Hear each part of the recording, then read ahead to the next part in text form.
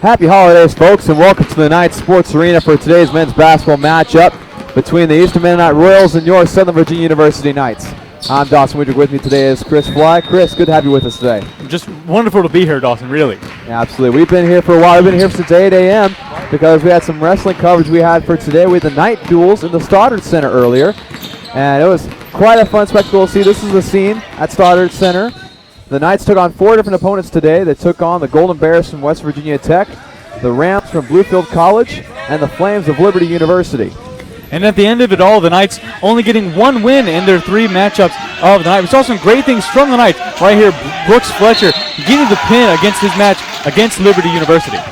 Absolutely, just a great scene all around. Just a lot of great action we saw from many different wrestlers, including some of our own. We also saw Keaton Gomez get some great pins in there, some great points from him. And we also, in a recent broadcast, women's basketball, we went against the Shenandoah Hornets, and that one wasn't nailed by the most because the lack of offense that started off. It was a tough, poor shooting performance on both sides overall. Absolutely. Not only that, we saw some great defense being played by both teams. And towards later parts in the game, you saw both teams really get into their offensive groove, their offensive rhythm. Knights knocking down a few shots, and then obviously the Hornets knocking down shots as well. Kept it really close to the end. Absolutely, but the story of the game, and basically the story of the season so far, was Katie Garish. She went off for career high in scoring with 30 points. She had 11 rebounds to get her another double-double on the season. She's proving time and time again that she is the centerpiece of this offense and the reason why it works. And so they ended up winning that game 64-58. And with today, the men's basketball team of Southern Virginia University takes on the Royals of Mennonite University. And for you, what do you think are some important things to focus on right now for these Knights? Well, just mainly for the Knights is they've had a really tough week, plagued with injuries and illnesses. Jaron Anderson, one of the leading scorers of this Knights team, is out, unfortunately, with a fractured ankle. Hurt himself in practice the other day. And big story of tonight, the coach's son, Kellen Winslow, is back. The great defensive player for the Knights. He'll be back for a little bit. He's not fully at 100%, but the Knights are really grateful to have him back. Yeah, absolutely. He's like a defensive leader that we mentioned so many times before. And also, for some more things what the Knights need to do tonight, we have our courtside reporter, Keshawn Cottle. He has some stuff for us as he talks to some of the players on the team. Keshawn, what do you got for us? Thanks, Chris and Dawson. The Knights' play has been consistent so far in the season, and it showed in their previous game against Apprentice, where they shot only 25% from the three-point line and allowed Apprentice to shoot 50% from the field. With that being said, though, there have been a couple of bright points for the Knights so far in the season. One of those points being Trey Dill. Dill so far in the season is second on the team in scoring and first in rebounding. I talked with Dill before their pregame and asked if he felt that if he had to go through any growing pains as a freshman. And he said no, because he felt like he's played in enough games and that he's experienced enough to treat every game the same. I also spoke with Knights starting point guard Alec Johnson, who's one of the leaders on this team, and talked about how they aren't off to the start that they're expecting, so far being 2-5, and asked what are some things they can do to move forward and right the ship going into conference play.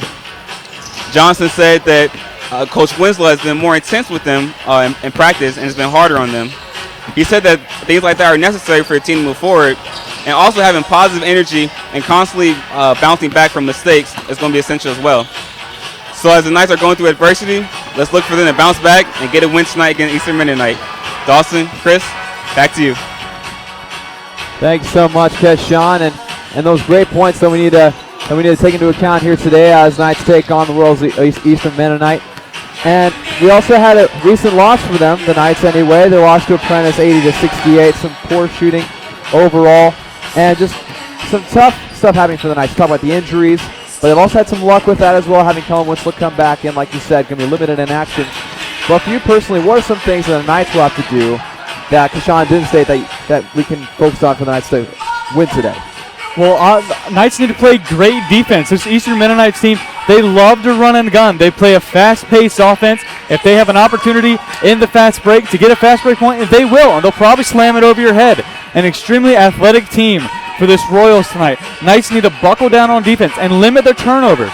They had 15 turnovers last game against Apprentice and only 11 assists. They need to up their passing. They need to tune it up on defense and limit fast break opportunities. And really just need to play solid, good, fundamental basketball. Absolutely. We've talked about the assist-turnover ratio, which is also important in basketball. They're averaging a poor ratio at best. They're averaging 16 turnovers a game and 14 assists. And so with that, it's difficult to get any good offensive flow going. It's difficult for any team to be successful in that way. But another thing that we really need to focus on is post defense for SVU. The Eastern Mennonite has some great post players. That could be some real trouble for the Knights. Absolutely. The leading scorer playing down in the post. So a tough order for the post player of the Knights. Tyler McCready and Bennett Callan definitely up for the task. We'll see if they're up for it today. They need to up their post offense and their post defense. Post offense has been a struggle for the Knights so far. In their last game against Apprentice, they shot extremely poorly from three, which really limited their offense because their post is not the best that it could have been in recent years. Need to step it up. Need to start making those shots. And if you don't have the opportunity to shoot it, look out for a pass and get an easy two. Yeah, I talk about three-pointers. It'll be a little bit more difficult for the Knights without Jaron Anderson, who has been a big help from the three-point line. There's been games where he's really stepped up late in the second half with some big three-point shots. And we saw it against Roanoke College here just a week and a half ago. And so some other players that can step up would definitely be Sam Armstrong and Kellen Winslow in the limited time that he has. He's been a consistent three-point shooter his whole time here at SVU. Absolutely. We really expect Sam Armstrong to take the reins when it comes to at least three-point shooting. He has the ability to get hot and get hot very quickly. He's got a great stroke from deep. He can shoot the three ball whenever he wants. Kellen Winslow, expect him to be more of a defensive star, to really buckle down and usually lock up their main guard. Also expect Jameer Cross to have a really good game today because without Anderson, it gives Jameer Cross a little bit more time with the ball, a little more time to operate and facilitate his offense and do what he really wants to do, which is drive the basketball, get to the line, or put it up for a two and one. Absolutely. Jameer Cross being the most athletic member of this Knights team. Again, he had that Sports Center top 10 dunk-worthy, or I guess worthy dunk against, it was Washington and Lee just a couple weeks ago. And that athleticism is what the Knights need, both defensively and offensively, as you stated. He's great with the and-ones, he's great with the dribble drive, and he's great at getting to the free throw line. Only problem is, with the free throw line in SVU, it's been tough. I mean, they shot only 47% from the free throw line against Apprentice. I've said this before in the broadcast, and I'll keep saying it every single time it comes up. Free throws win you basketball games. Getting to the line is one thing, making it is another. Absolutely. That could be a reason for the Knights' poor start in the season. Knights 2-5, I believe, and the Royals coming in 4-4. Knights only shooting around 62% from the foul line on the season. Need to step that up, especially in close game situations. Those points from the line matter. And if you miss 5 out of 10 free throws, that's 5 points you could have had to add to your lead. Absolutely. It's the little things that count up. It's just like turnovers, just like any other little stat that counts one at a time. It adds up eventually in the end. And with that, we'll take a little bit of a break here before tip-off of the national anthem. We'll be right back with the Knights Sports Network.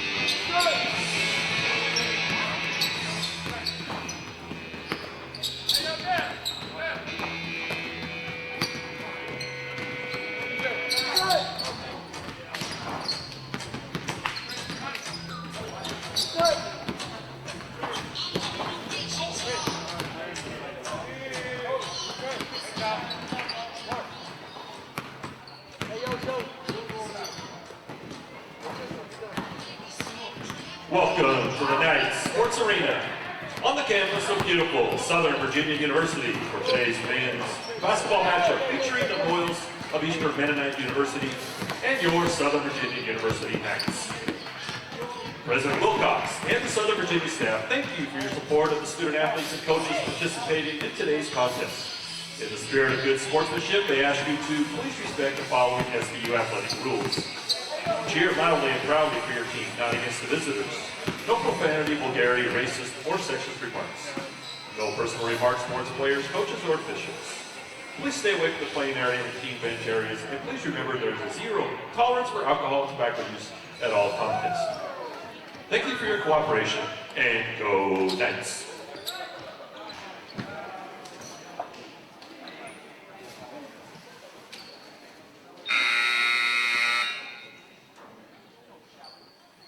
In accordance with tradition at Southern Virginia University, we will begin with a word of prayer, which will be offered by L. Reynoso. Our dear Heavenly Father, thank you for this wonderful day that we've had so far. Please bless that we'll be able to have a good game and that we'll all be safe, that no harm or accident will come upon us, and please bless we'll have a good rest of our day. We say things in Jesus Christ, amen. Now, if you would all please rise and face the flag for the playing of our national anthem.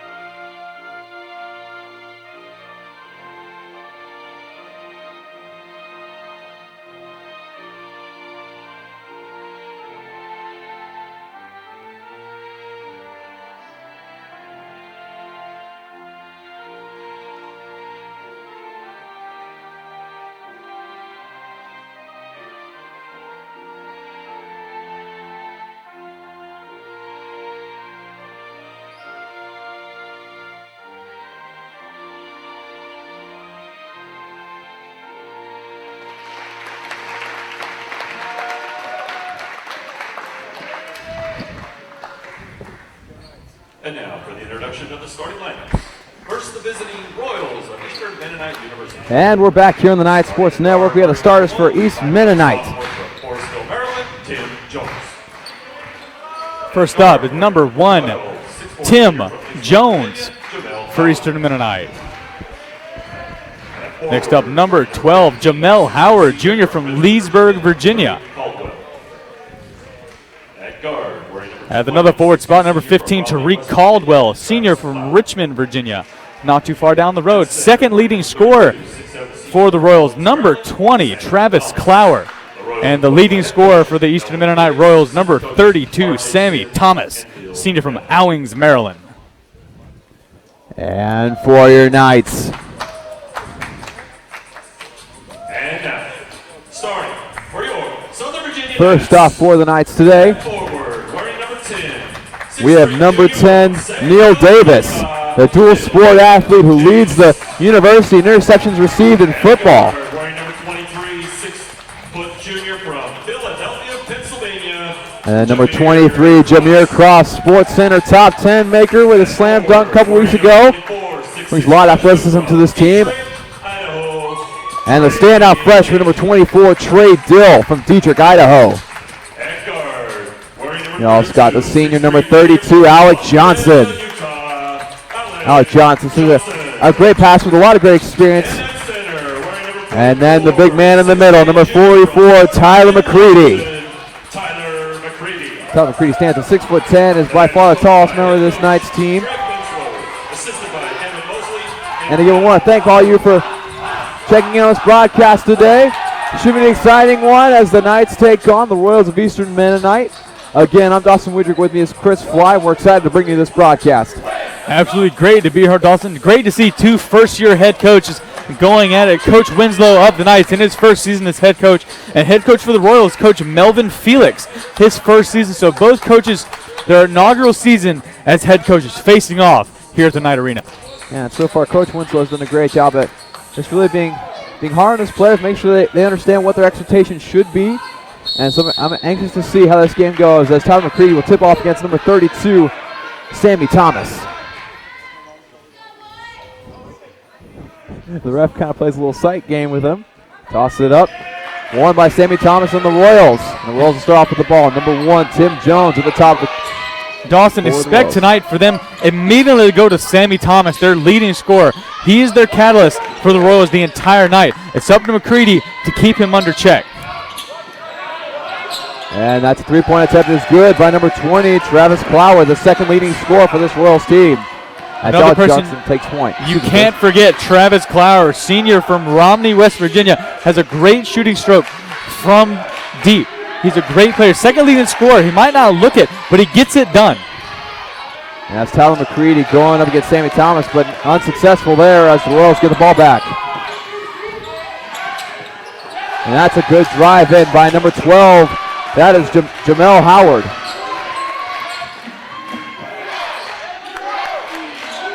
Neil Davis with it now. The Knights already find themselves in a deep hole.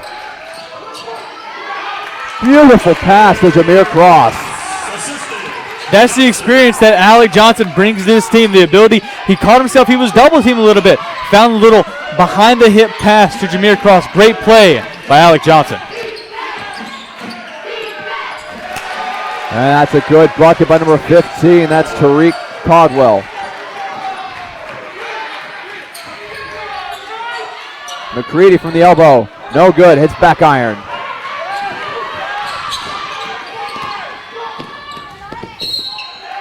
And they're going to call that foul on Alec Johnson. He's playing some nice tight defense as that was number 1, Tim Jones, dribbling down the court.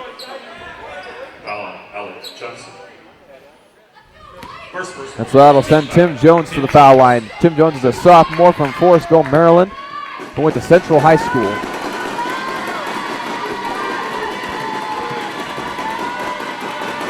Dawson, this Royals team not very good from the foul line, shooting worse than the Knights on the season. Knights shooting around 66%. The Royals of Eastern Mennonite only shooting around 58.4% from the foul line. So not good numbers.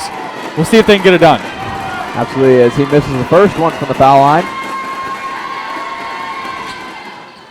And the second one is off the left.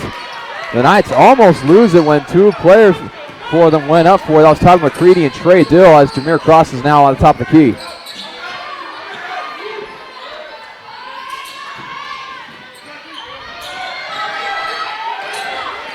Tyler McCready on the left side. Kicks out to Trey Dill, who's got a lane. Jameer Cross with it. Nice pass to Alec Johnson for the layup. Basically returning the favor. Alec Johnson get a great pass to Jameer Cross. Jameer Cross one up again, giving a great pass to Alec Johnson. Between two defenders as now the Royals have it now, slowing things down a little bit.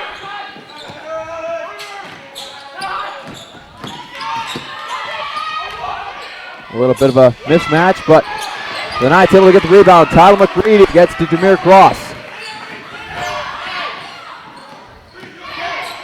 Jameer Cross thinks about the elbow jumper, but elects for the outside hook shot, and then Tyler McCready is called for the over the back. And that was an obvious one. He had his hands wrapped around Sammy Thomas, and that was that. Absolutely. Tyler McCready almost hugging him on that last play. Dawson, something interesting to notice. I know it's early in the game, but every time Eastern Mennonite comes down the floor, either they're going to drive it right away or try to get it to Clower. Just early parts of the game, only times they've ever passed it, they're trying to get it to Clower. He'll try to shoot a three. We'll see if that stays true. Trey Dill playing defense now. Tyler McCready comes in for the double, and it's blocked by Tyler McCready and Trey Dill. Kicked out to Alec Johnson. Gets a little double team. Try to pass inside to Tyler McCready, but taken away by Sammy Thomas.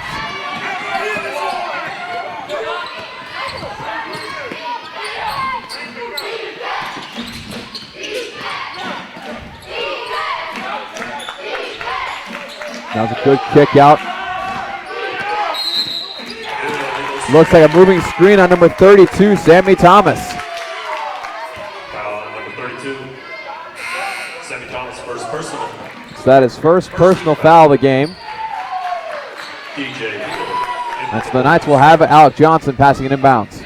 And Dawson, that's the player you want to rack up fouls on really quickly. Sammy Thomas, leading scorer for the Royals. He's great down on the post, and he could really cause a lot of problems for the Knights further along in this game. So get him in foul trouble as soon as you can. He only got one. Just build on top of that. Jameer Cross has a floater, but that's way off the right side. That's a good layup from Tim Jones, make it 9-4. So Sam Armstrong checking in for the Knights, along with Kellen Winslow. Great to see Kellen Winslow back in the lineup for the Knights. Had an unfortunate injury earlier in the season. He's a great defensive star for this squad. See if he can get it done. Alec Johnson attempted the three, but that was too short. Now rebounded by Tim Jones. Kicks it out to Clower. And that's just off the mark from three. And Trey Dill get the rebound out to Alec Johnson. Tries to get inside to McCready, but the Royals are expecting that. That's a good foul from Jameer Cross, trying to prevent the easy bucket. And that'll send number 15, Tariq Caldwell, to the line. And now Kellen Winslow will come in for Neil Davis. And Sam Armstrong will come in, I believe, for Jameer Cross, but there'll be a timeout here. And so just from these few opening minutes here in this game, what are some things that are standing out to you right now, Chris? Just, Dawson, the ability of the Royals on offense to take their man on the dribble. If they don't take the man on the dribble, they're passing it, trying to get to Clower. He either shoots the three or passes it in to Thomas. That's what I've seen so far. I know they only have 9 points since the beginning of this first half, just some early minutes in the game, but they're very good at isolation play. Some great plays by Tim Jones, taking his defender right off the dribble onto the right side and going up. If he doesn't draw a foul, he'll put it in. Yeah, absolutely. We're seeing a lot of great action from the Royals, and the Knights having 2 buckets of their own from some great passes from Jameer Cross and Alec Johnson. I feel like that's going to have to be the story of the game for the Knights. If you're going to succeed tonight, you're going to have some great, masterful passing from your most experienced players, being Jameer Cross, Alec Johnson, Sam Armstrong, Kellen Winslow, all these players that you're going to have to rely on. Absolutely, and not only that, they need to finish better. The Knights have had a real tough time so far with finishing near the basket. We saw Jameer Cross with that floater that was nowhere near the rim. Tyler McCready down on the low blocks, had a man on him, was able to get the ball up, just couldn't put it into the net. Knights just need to finish. They finished those 3 shots. They have a lead in this game, so need to hold the ball better on offense. They've had a few turnovers so far on some silly passes and need to finish the ball better down on the low post and on easy layups. And so we'll have a free throw attempt here by number 15, Tariq Caldwell, after the foul from Jameer Cross. Again, those in for the Knights are Trey Dill, Alec Johnson, Tyler McCready, Kellen Winslow, and Sam Armstrong. Whereas for the Royals, you have number 22, Michael Williams, number 1, Tim Jones, number 15, Tariq Caldwell, number 20, Travis Clower, and number 5, DJ Hill. That second free throw is good, make it 11-4. And then now number 34, Josh Good will be checked for number 15, Tariq Caldwell, who just shot the free throws.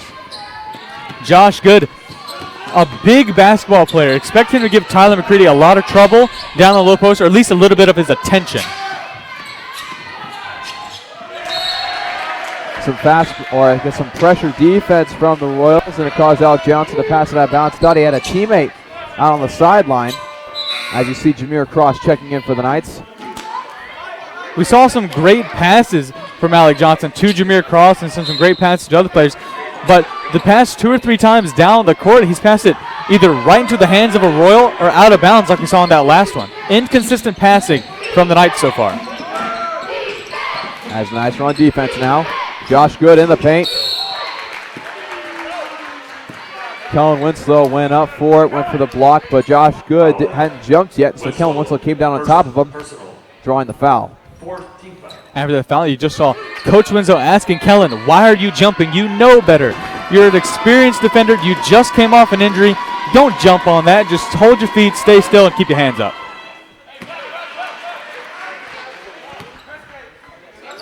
And so for some more on some stats for today, we'll turn over to Sean Cottle. Hey guys, so if you guys have noticed so far, Eastern Mennonite only has 3 points in all their points have come in transition, besides 3 of them. What the Knights don't want to do is get in a running match with this team, because Eastern Mennonite is known for getting transition, getting easy buckets. The key to victory for the Knights tonight is going to be to slow it down and try to use up all the shot clock. That's going to limit possessions for Eastern Mennonite. And it's going to make the game easier for the Knights. So let's see if they're able to make some adjustments going forward. Dawson, Chris, back to you. Thank you so much, Keshawn. And that was a out-of-bounds play by the Knights. Tyler McCready unable to make that bucket there in the paint. And Keshawn's totally right. The Knights need to change a little bit of the pace they've had so far today. Get into a pace that they're comfortable with, not play to EMU's strengths. Much like Keshawn was saying, Knights giving up a lot of easy transition points.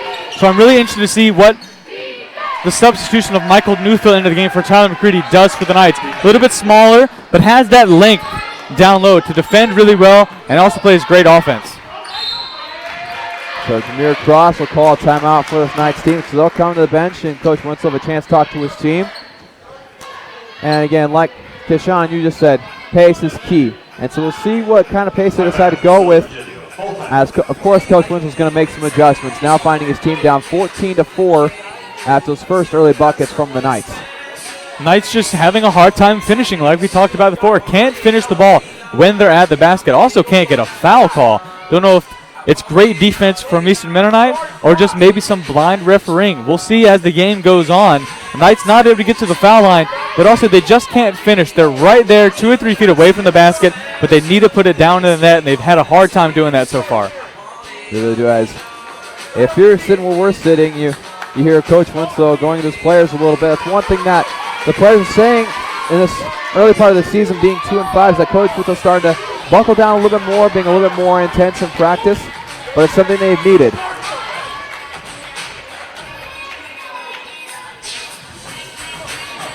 Just a little bit of updates on some statistics here. The Royals are 5 of 8 from shooting on the floor, 62%, 1 of 2 from three-point land, 50% in that category. Whereas the Knights are only 22% from the field and are 0 for 1 from 3.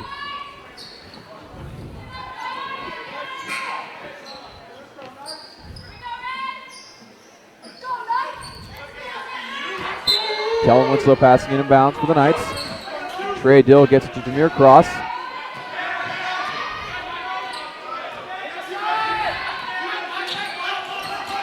Sam Armstrong at the top of the key. Gets inside to Michael Newfield, and it spins out. A great look by Michael. Knights can't buy a basket at this point. That looked like it was going to fall, but just decided to roll out at the last second. Has to be frustrating for Coach Winslow, and especially for Michael Newfield, who had that great shot. And Kellen Winslow with a great rebound there. Tipped out of bounds by Tim Jones. Dawson, I think the Knights right now are having a problem on offense because they're telegraphing their passes. They're looking exactly where they're going to pass it, and then they do it. That draws the defender over and makes the pass basically impossible to do. You need to fake a pass and then make a pass, or look and then dribble the opposite direction. And it looks like the Knights are trying to get some open three-point shots. They're trying to set some screens to the outside. Michael Newfield in the paint, and he's got it. That's the strong play the Knights need. You saw as soon as he got that ball, took a power dribble, dropped the shoulder, put it in to DJ Hill, and then put the ball in the basket. That's great offense by Newfield. Trey Dill with the rebound. Gets it out to Sam Armstrong, who is guarded by number 34, Josh Good. Kellen Winslow with the juke that basically set his defender on the ground. And Michael Newfield gets fouled. That's the kind of basketball I love to see. Great move by Kellen Winslow. And then great offense from Michael Newfield. Going at his defender full force, not afraid of getting the offensive foul. It sends him to the line. That's the kind of heart-heavy play that the Knights need. The Knights need to play with a lot of heart and a lot of strength, and that's what Newfield's doing so far. And Michael Newfield's not a guy you want to send to the line or have an open shot in general. For as big of a guy he is, he has such a smooth release, such a great shot that you just don't want shooting against you. If you ever watch him shoot, it almost looks like he doesn't even shoot it. It just kind of flicks off the tip of his fingers, but it always finds its way into the net. And he goes 2 for 2 from the line. Brings the Knights within 6.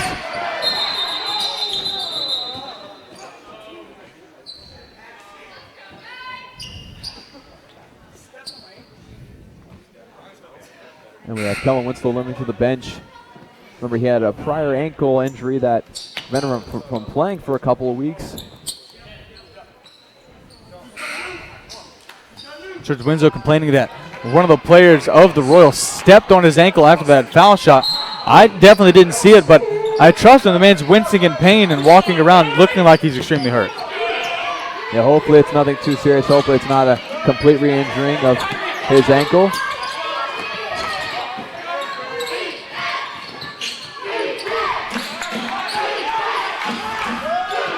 And so for Kellen Winslow comes in Austin Wood.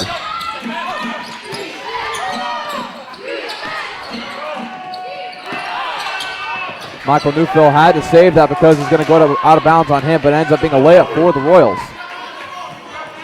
Just about to say, great defense from Newfield, able to put enough pressure on that shot to force the miss, but then the turnover right after it. Just a fortunate series of events for the Knights. Foul on Devin Beckner. First personal. 13th foul. Looks like they call the foul number 2, Devin Beckner, the point guard from Roanoke, Virginia. Trey Dill the jumper, and it's good. Just take a little bit of a minute to talk about Trey Dill, a freshman from Dietrich, Idaho, first time playing NCAA basketball, and he's just instant impact. He's one of those spark plug players that you put in, makes your team play better, and he's just a great player. He's only a freshman. So many years to come and so much greatness to be expected from this kid. And a great pass from Austin Wood to Jameer Cross, that fast break layup. Austin Wood had 2 defenders on him. He just simply did an underneath scoop to Jameer Cross across the paint. And for the easy layup, now the Knights find themselves down by 4. Austin Wood, another one of those new face players for the Knights, making instant impact. New players in a new system, just really shining under Coach Winslow. It's amazing to watch because you expect someone that comes into a new system to take a little bit of growing pain, learning how things operate, learning how things work. Austin Wood, Trey Dill, no growing pains at all. They've come right into the lineup, and it's been great. And we have Han Solo in the stands today. Great to see him here with us. And you're absolutely right, Austin Wood just doing such a great job early on. He had his first career start in the last home game. Ended up being a very close loss, but he played great. He's played great in all the minutes that he's played in so far. And, of course, he's going to see a lot more time now that with Jaron Anderson's injury. And, of course, a couple of different players. But the Knights gained some momentum after the last fast break. Again, only being down by 4. Apparently what Coach Winslow said the last time out is starting to ring in their heads a little bit. Absolutely, and mainly on the defensive side. They buckle down on defense, and they're pressuring everything. When someone drives, not everyone's just moving out of the way and leaving it down only to the big men. But you see 4 guys crashing, and that's great to see, especially with this team that plays such a run-and-gun style of offense. They want to drive the ball as quick as they can. They don't care how much time's on the shot clock. They want to shoot the ball within the first 10 seconds of the shot clock. So great to see the Knights buckling down on defense, and then it's translating to the offensive side. Absolutely does, and now we'll come out of this timeout, and the Royals of Eastern Mennonite will have the ball. Number 15, Tariq Caldwell, inbounding it for the Royals. Number 2, Devin Beckner will bring it down the court.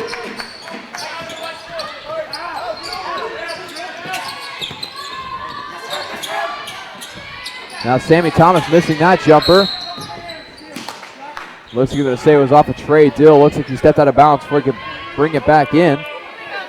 That's great defense by Alec Johnson on the much bigger.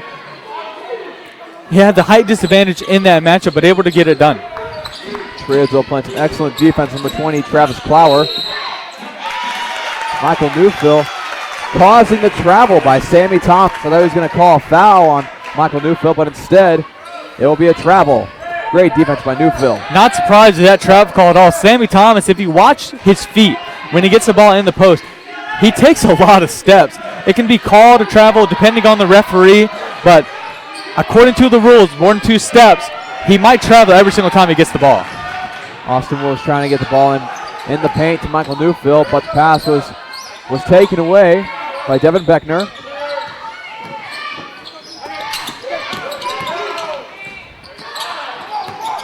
Beckner dribbles in. That's going to be another travel call. We've seen a couple of these players for the Eastern Mennonite getting a little jumpy, taking a couple extra steps. They don't need to. There's a couple times in that possession they might have called a travel. It's that tough defense from the Knights that's forcing it. It's getting in the heads of the Royals. They know as soon as they get the ball and they drive in and get within 5 feet of that paint, there's going to be 2 or 3 Knights on them. So they're just trying to make the most of their time with the ball, and the referees are catching up on that. Alex Johnson gets a screen from Newfield. Gets it to Newfield.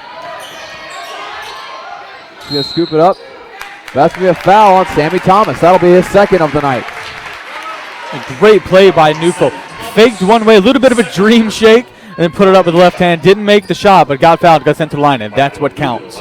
Now Sam Armstrong will go to the line. We'll be checking in for the Knights. Michael Newfield will be going to the line. And the first one's no good. Sam Armstrong will come in for Austin Wood. Royals, Sam Armstrong, the Knights.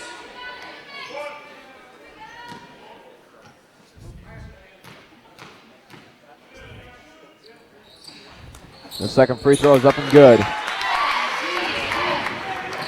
Now the Knights only find themselves down by 3. An easy fast break layup for Tim Jones as he just weaved his way through the Knights defense. Caught the Knights off guard.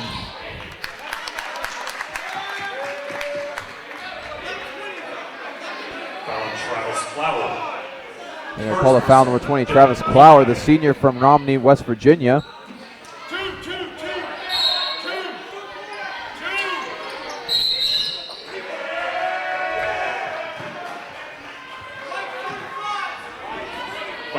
An illegal screen on Michael Newfield on that play.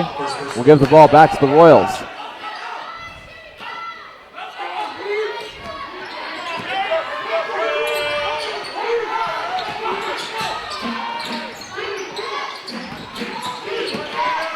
That's Clower passing it. And that's a rejection.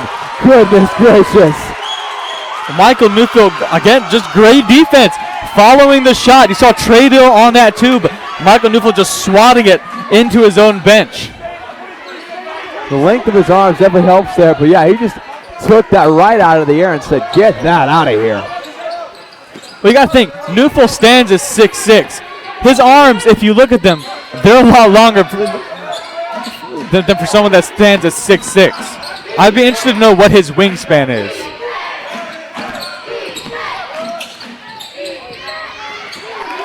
So Tim Jones wisely deciding not to take it in to Michael Newfield, but shooting a floater, misses it. Jameer cross-body shot. And that'll go out on the Royals and bring it back to the Knights. That shot there by Cross was almost rebounded by Newfield. He had it in his hands, just knocked out by one of the Royals. Sam Armstrong with the jumper. Off the back iron. And collected by Trey Dill, who gets to the Michael Newfield. And they're going to call off the shot. They're going to say there was a block. That's an interesting call by the referee because the time between the block and the pass were so little. It'd be interesting to know how much that would have affected play. And that was Travis Clower who's called the foul there. That's his second foul. Well, that's the second leading scorer for this Royals team now with 2 fouls. Now the leading scorer, Sammy Thomas, and the second leading scorer, Travis Clower, both have 2 fouls in this game. Number 22, Michael Williams, comes in for Clower. Armstrong at the top of the key. Gets to Trey Dill. Alec Johnson making a good cut in the paint. He's doubled. But he's going to loop it up and in for the and one. Great heart shown by Alec Johnson down in the bottom post. Able to finish that shot through thick traffic. Yeah, split the defenders, went up and under. Great work from the senior. Alec Johnson shooting the one.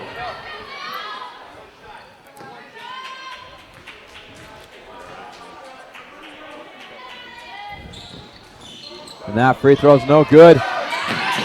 Alec Johnson working to get that. Looks like they're going to call the foul on number 12. That is Jamel Howard. They're going to say that he was trying to push Alec Johnson into the backcourt. Trying to get that backcourt violation, I suppose. No question about that foul. He came right over the back of Johnson. No doubt about it. There are elbows in the back of Johnson's head. There's probably still prints there. Go check it. No doubt on that foul. So that'll put the Knights in the bonus. And that free throw is good. Make it 18-16.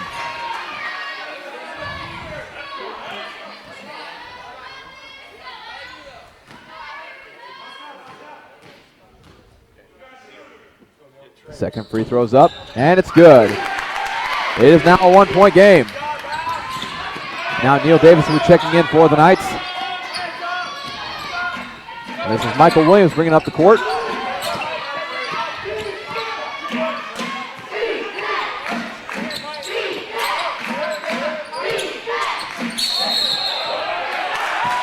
They're going to say it was an offensive foul, use of the elbow. Just saying that Tariq Caldwell used his elbow to hook around the Knights defender and try to put it up. Can't do that. You can't push a guy away with your arm extended. So Neil Davis will come in for the freshman Trey Dill. And Jameer Cross with it now.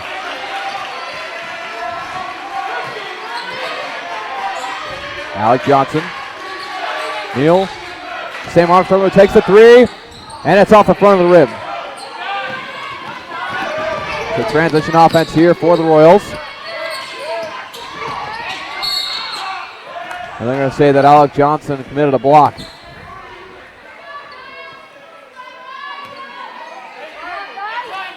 I think Johnson's right leg just a little bit too far extended. Knee might have caught the hip of one of the Royals on that drive. So that'll be Alec Johnson's second foul, and Trey Dill will come in for him. Trey Dill didn't stay out very long, did he, Dawson? No, he did not. He was like, well, here's a gulp of water, a little bit of fresh air. Go right back in. And a block by Michael Newfield again. And I think that came off the hand of Trey Dill. It might have been a combination of both Newfield and Dill, but just great team defense by the Knights. Neil Davis went up for the tough layup, but no good. He gets his own rebound. Jameer Cross out to Trey Dill for three. No good off the front of the rim. Michael Newfield worked for the rebound, but it ends up with the Royals. I'm really surprised there's no over-the-back call there. Not against Newfield, but you saw number 5, DJ Hill, all over the back of Newfield. Newfield had it and was trying to bring it down to his chest, and there were just hands flying all over his shoulders. Really surprising, no call there. They're going to call the foul on Jameer Cross. As soon as the Royals got the ball back, he was playing defense, and they thought that it was just a little bit too close. And so number 12, Jamel Howard, will be at the free throw line. We also want to give a shout out to our officials tonight. We have Billy Brooks, James Wright, and Charles Trent here on the court in the Knight Arena. Doing a great job so far. We appreciate their work. Now Austin Wood has checked in for the Knights, and Sam Armstrong with the rebound.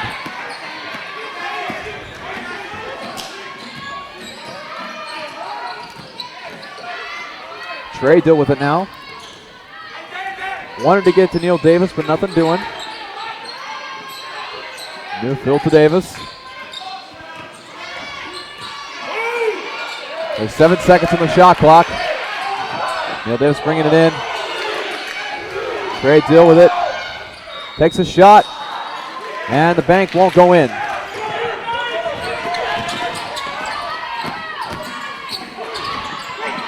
And somehow landed in the hands of number 15. That was Tariq Caldwell. And another travel called on the Royals.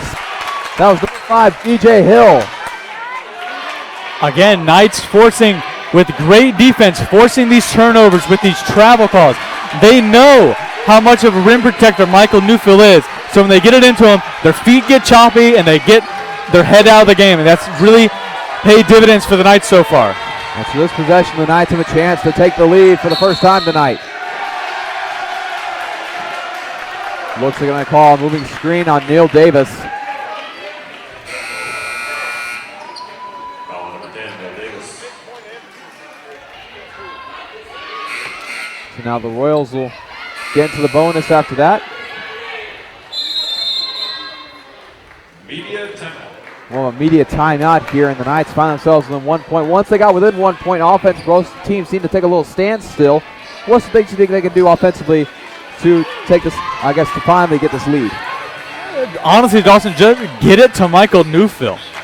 Get it to Newfield and get out of the way. He'll draw 2 or 3 defenders, and if he can't fight up and get to the line to shoot 2, he'll find an open shooter. 3-point shooting hasn't been great for the Knights so far, but all you can do is keep trying. You've got Sam Armstrong. You've got Trey Dill, who's been known to shoot a good number of threes.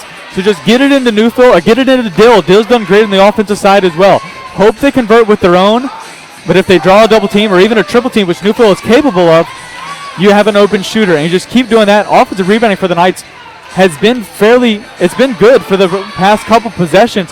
They've done great trying to get the ball back. They just need to finish at the rim and just limit turnovers. What they've done so far is they've turned the ball over on passes in the perimeter, trying to go from one corner back to the top of the key to the other corner. They read that. Try to feed it into the middle as quick as you can, get that post position, and everything will be all right. Absolutely. And the Knights right now out-rebounding the Royals 16-10. The Knights have 5 offensive rebounds, whereas the Royals only have 1. And so limiting those second chance points is key for the Knights right now and maintaining this close game right now. Also something to be pointed out, both teams have shot 7 free throws apiece. The Knights have shot 5 of 7, 71.4%. Not too shabby, definitely better than what they've done on the season, but the Royals of Eastern Mennonite are shooting pathetically from the foul line. 3 of 7, 42.9%. You have to think if they had made a number of those free throws, it'd be a totally different game. So the Royals with it now. Newfield, some great defense right here. So double team at the post. And another travel on number 5, DJ Hill.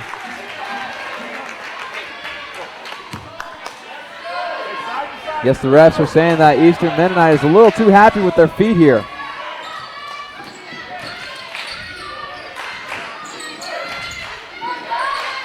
Austin Wood to Trey Dill.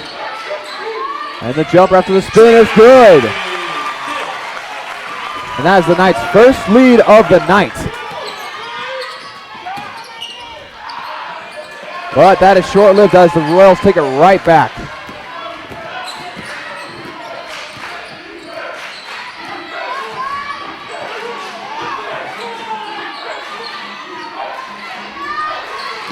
Newfield top of the key. Gets to Neil Davis, who attempts the 3. Off the back iron.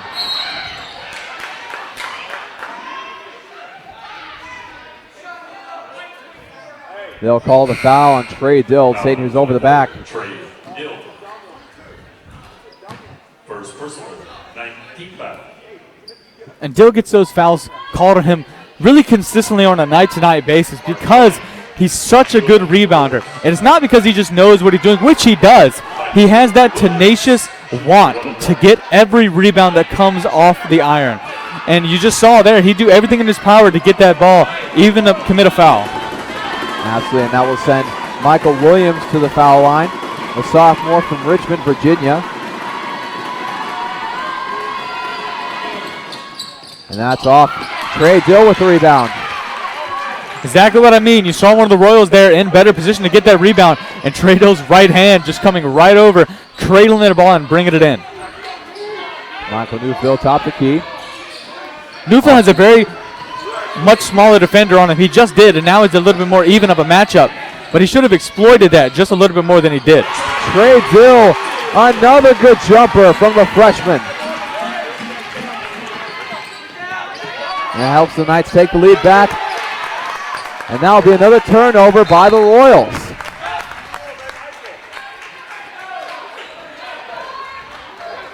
And with that, the Royals will have had 7 turnovers so far in this first half.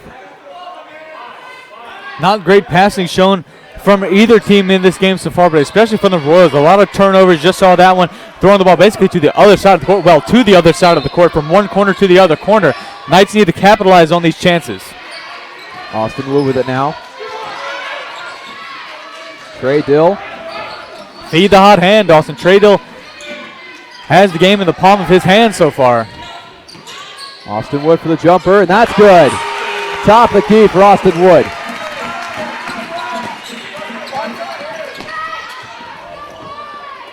And a good rebound by Trey Dill.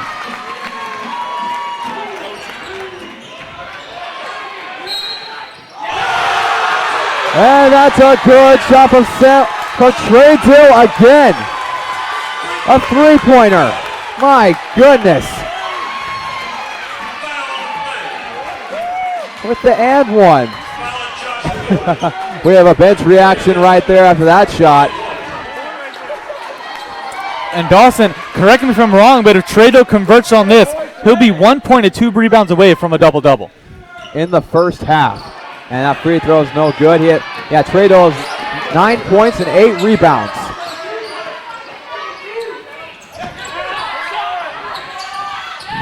And that shot's good from number 12, Jamel Howard. That's one of the first threes from the Royals we've seen in a really long time. They've been turning the ball over down low a lot, and they were able to get a lot going their way, but that three, just a sign the Knights can't slack off on defense. Michael Newfeld for the three is good! The big man with the three-pointer. Dawson, I've been thinking it all night. When will they know that Michael Newfeld not just a post player? When will they find out? They found out on that play. And the block by Michael Newfeld. This arena is going insane. Outside of Sam Armstrong. And that's good for three! My goodness! And just like that, it's a 9-point lead for the Knights.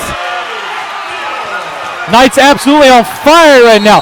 Trey Dill, Michael Newfeld, Sam Armstrong, all doing great jobs so far.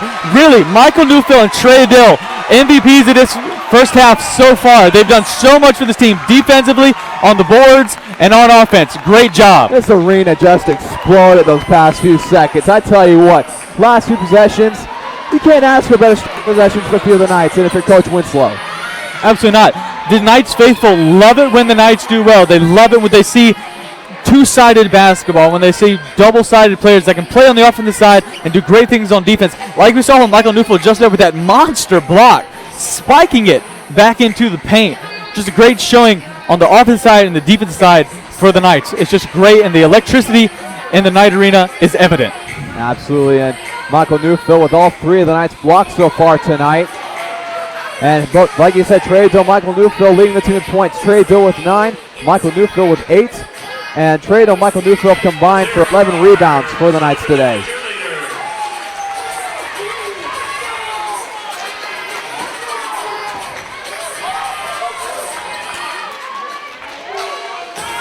And Dawson, with the remaining 5 minutes left to go in the first half, you can only think that this momentum for the Knights will just keep going and keep building.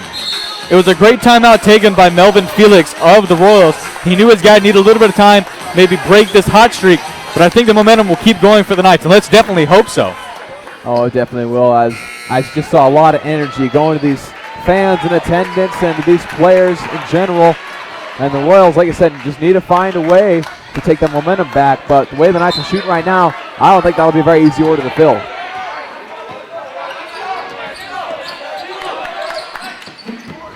Some great defense from Neil Davis.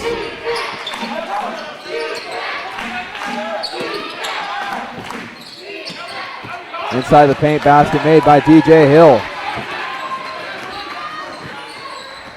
DJ Hill now has 4 points on the night. He's had a couple traveling calls on him though.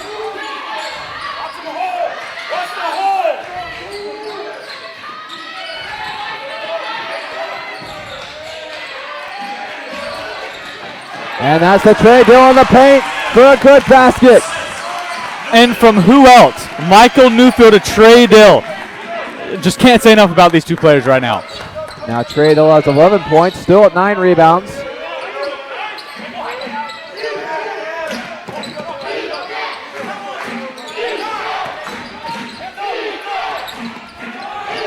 That's a good rebound by Sam Armstrong because of Trey Dill's tipping of the ball. What a way to force that shot. Great defense down in low blocks. Austin Wood to Trey Dill. The jumper off the side of the backboard. Not quite on fire that time. No good lip. And the rebound almost gotten by Trey Dill. And another travel called on the Royals. That's number 22, Michael Williams. That has to be frustrating if you're Coach Felix of the Royals. He had a wide open pass at the top of the key. I think it was DJ Hill. Yeah, it was Hill at the top of the key, open for the three. Instead decided fake a pass and try to drive. Got the travel call on. The rest been on it all night. And so another timeout here. As the Knights, after that last shot from Trey Dill, looking to probably cool down a little bit. They don't want to, but it's probably what's going to happen. They have to find some more of those quality shots again, make sure to get back to what they can do best. And gets the inside to both Trey Dill and Michael Newfield. And again, get those high quality shots. Absolutely. Need to keep finding those shots. They found maybe a minute ago where it was a pick and then immediately a short two from the elbow. Those are the high quality shots you want. You've had success with Michael Newfield in the paint. They're expecting that now. They're not expecting the short two. Just keep riding what you're doing. Yeah, with 3 minutes and 30 seconds left in this first half, the score is at 34-25. The Knights, if you're just checking in, the Knights found a little bit of momentum with a great shooting performance from a couple different players. Michael Newfield made a three. Trey Dill made an and one three-pointer and a couple of jumpers. Sam Armstrong made a big three before the last timeout. And so a lot of positive things happening offensively for the Knights right now, and a lot of frustrating things happening for the Royals, who started out with a hot hand today, but have since found themselves plagued with turnovers and just silly mistakes like traveling. Well, and also, Dawson, their two leading scorers on the season are out. They both have 2 fouls, and Coach Felix doesn't want to put them in with the risk of maybe them getting their third or fourth. So the Knights doing a great job at capitalizing at this opportunity. The 2 best scorers for the opposing team are not in. Get as many points as you can, then buckle down on defense when they eventually do come back in. Trey Dillon bounding it to Austin Wood now.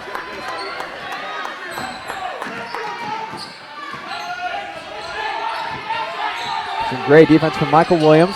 Sam Armstrong top the key. Neil Davis with it now. Trey Dill. And that's going to be a block on the Royals. That would call number 12, Jamil Howard. And that'll be a second foul of the night, sending Neil Davis to the line. Jamil Howard leading scoring for the Royals in this game so far with 7 points. So another good player for the Royals, maybe in a little bit of foul trouble. That's only his second. We'll see what Coach Felix does with him from now on. Neil Davis good with the first free throw from the line. And the second one is good. Puts the Knights up by 11, their largest lead of the night.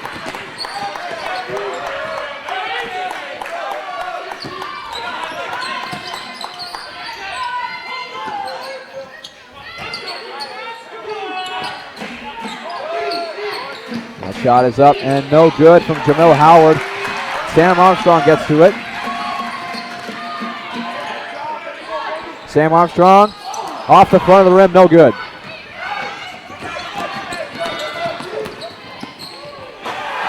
And that's quite the slam from Jamil Howard. We saw it down on the low blocks. Number 15, Tariq Caldwell, basically boxing out Michael Newfield, not allowing him to meet him at the summit and try to get a block attempt on that. I don't know if that's legal, but refs didn't see it. It was a great slam and a great 2 points. Trey Dill with it now, gets to Sam Armstrong. Austin Wood with it now. 7 seconds left on the shot clock. Sam Armstrong from 3. That's no good. So 2 minutes left in the first half. The Royals are starting to find some momentum here. That's going to go off the hands of number 5, DJ Hill. That was Tim Jones trying to pass it into him, and he wasn't expecting it. Evans in for the Royals.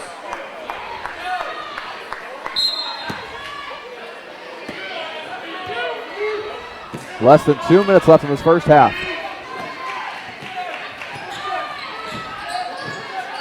Sam Armstrong with it.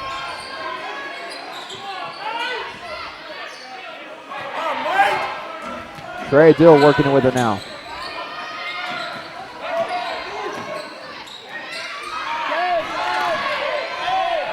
Seven seconds left in the shot clock. Austin Wood. Shot is too strong. And two Knights went up for it, but neither of them came down with it. Tim Jones from the outside. Baseline jumper is good. Wide open shot. No one came to contest that at all, and Tim Jones just wide open for the easy two.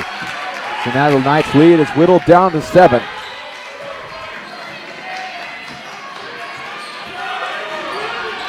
Austin Wood driving it in now. And they're going to call travel on Austin Wood.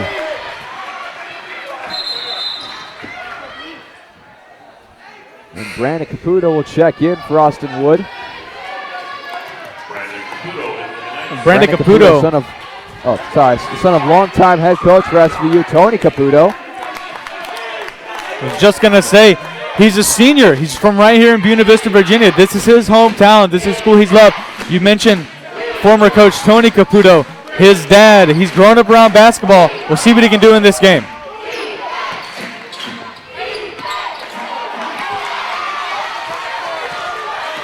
Great defense from the Knights.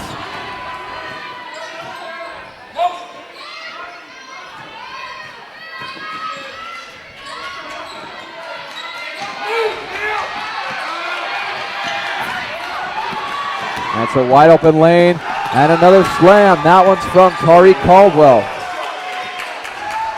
So the Knights lead is now only 5.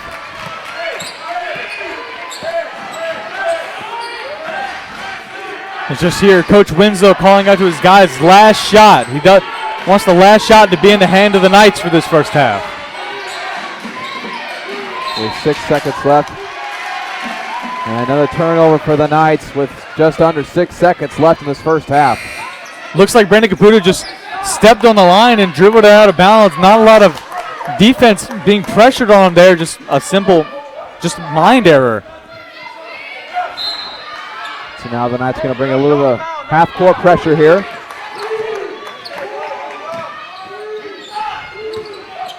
But the Trowel not able to get the shot off, and that'll end the first half as the Knights have some great shooting to bring them to a lead that was once 11, but is now only 5.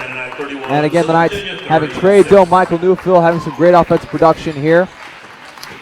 Definitely slowed down towards the end of that first half. In the last minute or so, maybe just a little bit of fatigue getting the better of Michael Newfield and Trey Dill. They had a great 5-minute run, just a little bit of fatigue getting to them, couldn't get what they wanted on offense, but still a great showing in the end of the first half for the Knights. And with an interview with Coach Winslow is Keshawn Cottle.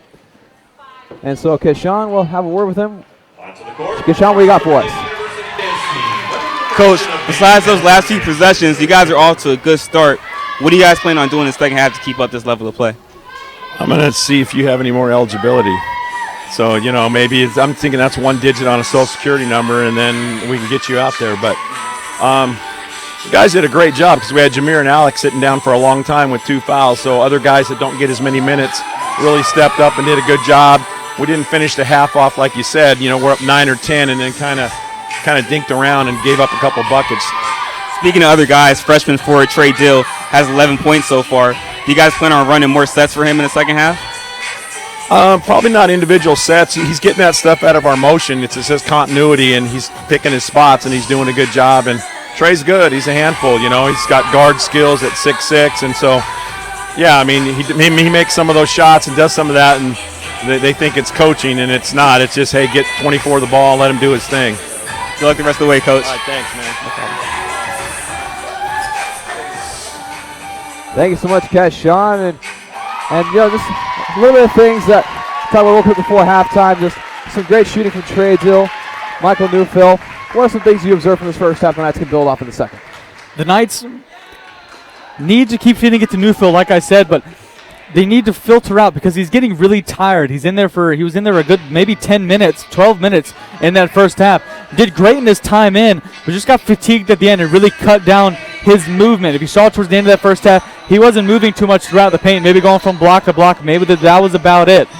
The Knights have done really well on offense when running not the pick and roll, but the pick and pop, the pick and shoot. As soon as they'll set a pick for Austin Wood or for Armstrong, they'll dribble it to the elbow, they'll shoot it in for an easy 2. Knights just need to go to the basics.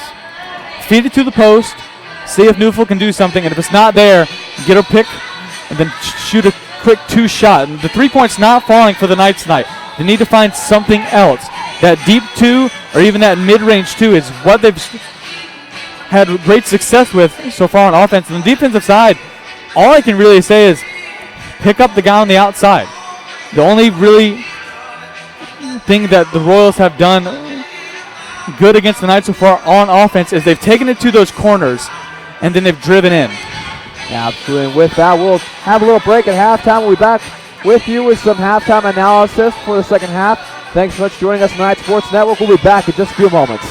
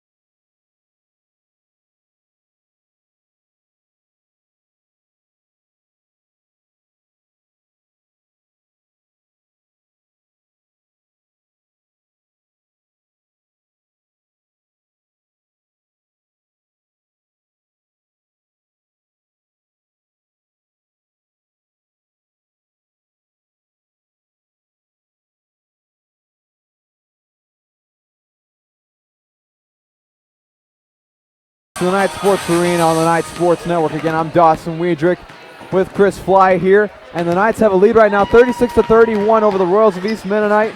And a great stretch of offensive play by the Knights. We talked about it earlier with Trey Dill and Michael Newfield. And the great shots they had there. Trey Dill with the N1 three-pointer. And Sam Armstrong chipping in with a three of his own. And what are some things that you feel like we need to point out in the second half that the Knights can do? Well, then just going back to that first half, bench points, Dawson. Knights have 13 bench points compared to the Royals only 5. That just shows you that the Knights bench is capable of scoring even on a starting defense. Like you mentioned earlier, Trey Dill absolutely going off towards the ender parts of that first quarter, or the first half rather. And also Michael Newfield. What else can you say? He's been getting it done down on low blocks, drawing fouls, and getting to the line, and then he even drained a three. And on the defensive side, Michael Newfield and Trey Dill together as a tandem in the low block, almost unstoppable. The only things the Knights really need to focus on defensively is limiting transition points. The Royals have had a lot of transition points right off the bat, driving it down the lane, and even had a few flushes and dunks from it. Yeah, absolutely. And talking about Michael Newfield, his bench production, we were talking at halftime how Michael Newfield had very little rest once he got in. Tyler McCready started off the game, but about a couple minutes in, Michael Newfield came in for him and didn't come off the court until halftime. And so fatigue definitely settled in later in that first half. Definitely expect to see probably some different rotations in order to keep Michael less fatigued, I should say. Absolutely, and that's why you saw a lack of production, or a little bit less production in that later parts of that first half from Newfield. He was just fatigued. He'd been in for probably 15, 16 minutes at that point, and he's just tired. And he didn't move a lot, and that's why you saw the Royals kind of catch up in the last 2 minutes of that first half. Trey Dill was tired, Michael Newfield was tired. Not that was the only two guys on the Knights team that are producing, but they're the two hottest hands right now. Defensive side and on the offensive side, they're really unstoppable. Absolutely, and of course that fatigue is also because of limited amount of people that can really perform today, because you have Jaron Anderson with the ankle, and then Kellen Winslow came into the game earlier today, had a little trouble with his ankle again, so he ended up sitting out the rest of the first half. And so we'll see what Coach Winslow does as far as rotation is in order to make sure everybody else gets some rest as well. Absolutely. I think if you go to the Royals side of things, both teams have 8 turnovers. Knights have 8, and the Royals have 8. But the Royals, they're getting those travels called on them. Every time they're down in the paint, and every time Michael Newfield or someone is posted up on them playing that defense, they'll travel the ball. So the Knights are doing a great job at pressuring down in the post, which is what we talked about in the pregame. They needed to really defend on the post. The Royals have a great post player. He hasn't been in for the majority of that first half because the highest score for the team and the second leading score for the team both have 2 fouls. So foul trouble is a big concern for the Royals right now. It's great for the Knights. They have basically the second team defense in for the Royals, and the Knights are able to exploit it. Yeah, absolutely, and that's our halftime analysis. We'll get started with the second half here. We'll be back in just a few moments with you on the Night Sports Network. Stay seated. Don't go anywhere. We'll be right back.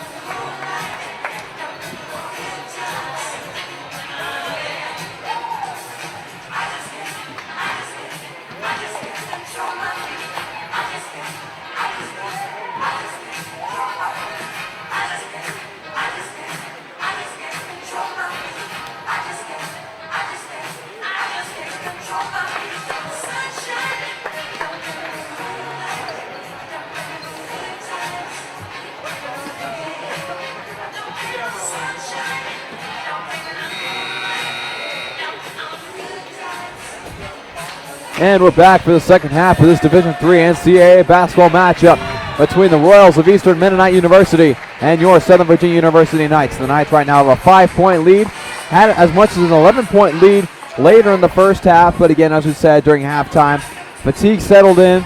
The Royals were able to get a run on them a little bit, and so it's made it just a little bit more interesting here coming into the second half. Absolutely, Dawson. One thing we noticed about this Royals team, they're extremely well conditioned. They play in that run and gun style of offense that they played the entire season. They're okay. When the other team gets fatigued, they exploit that, and we saw that with 2 consecutive jams.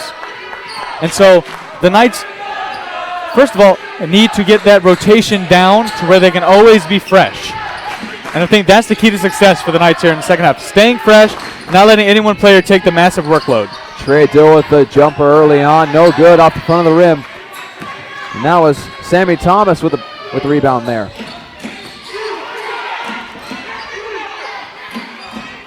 Couple players battling for the ball on the ground. And that's a no-good three-pointer from Jamel Howard. But that layup is good by number 15, Tariq Caldwell. Just poor defensive rebounding there from the Knights. Not the greatest opening possession, if you want, in the start of a second half. Tyler McCready with the hook over the middle of the paint is good. Make it 38-33. And Dawson, I think if you decided to keep feeding Tyler McCready, it'd be a worthy investment, because guarding him is the leading scorer, number 32, Sammy Thomas. He's been out for the majority of that first half, but to get Tyler McCready on him on offense and push him in, you can either get fouls or you get wide open shots. In fact, Sammy Thomas, 3 from Trey Dill is no good. I was about to say, Sammy Thomas, their leading scorer, who averages 15 a game, is scoreless so far today. Jameer Cross for 3 is good. Makes it 41-33. Really smart move by Jameer Cross. He had 2 guys in the paint ready to come pick him up if he drove. Decided to pop and take the 3, and they converted it. Great job by Jameer Cross. Great pass from Thomas. Shot is no good. Tom McCready's on the floor battling for it. It'll be a jump ball. It'll go to the Royals. McCready was battling with Tariq Caldwell for the full possession.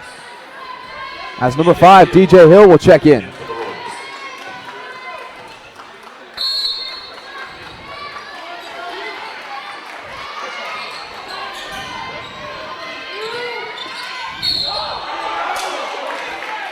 DJ Hill draws the foul from Tyler McCready, and he'll go to the line. A little bit surprised that wasn't an offensive foul. You saw the shoulder of DJ Hill basically dig into the chin of Tyler McCready, and that's no small task. Tyler McCready's 6'10". So in order to get up there, you got to be jumping into something. It was a really hard hit, and nevertheless, it'll send Hill to the line. First free throw from Hill. That one's no good. DJ Hill has 4 points. That was his first free throw attempt, and he's 2 of 3 from the field. Now, Dawson, the Royals now shooting the same percentage from 3 that they are from the foul line, and not in a good way, 33.3%. Second free throw's no good. Rebounded by Trey Dill, and that gives him the double-double on the day. Great accomplishment by the freshman, grabbing a double-double in this game. And Trey Dill with the jump 3. Dawson, he's not done. Gets the double-double with that rebound, and now immediately adding to the scoring chart with another 3. And that makes it now 15 points and 10 rebounds.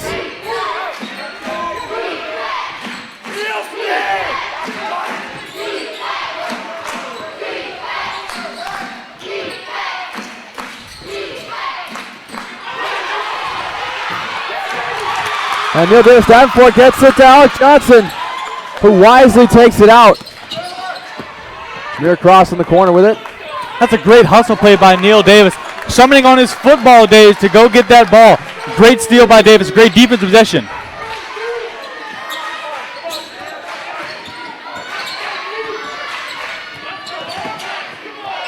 Alex Johnson. Trey Dill with it now.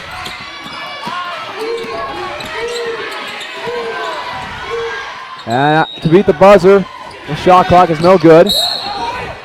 And it'll be Knights ball.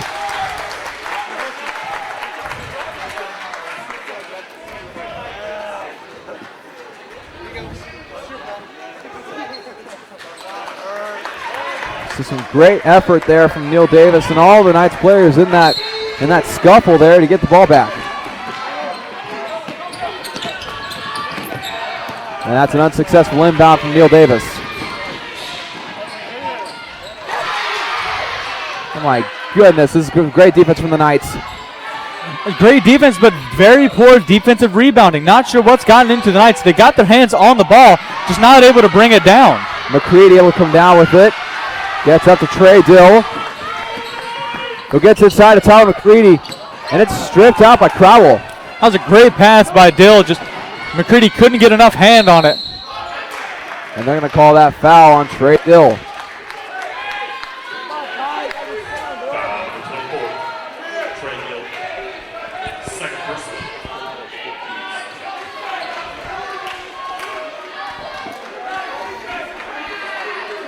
So that'll send number 5, DJ Hill, to the line.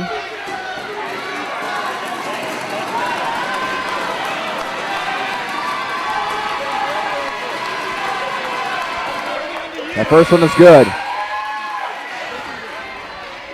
That'll make it 44-34. Just a substitution for the Royals, and now checking in the game, number 22, Michael Williams.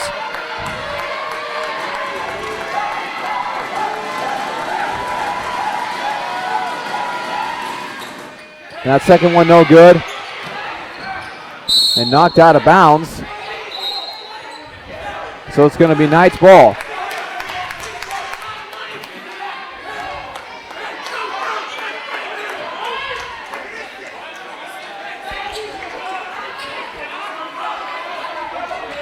So Neil Davis inbounding it to Jameer Cross.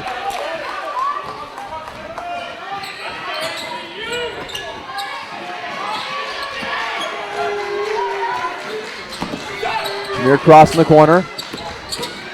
The jumper from the elbow is good, with a defender in his face. The unsung hero on that play was Tyler McCready. You saw he popped out to the three-point line. That opened up the space in the lane. As he crashed back in, he took a defender with him, and it gave Jameer Cross the room and space to be able to take that shot. They're going to call that foul number 22 of the Royals, Michael Williams, as Neil Davis came away with it.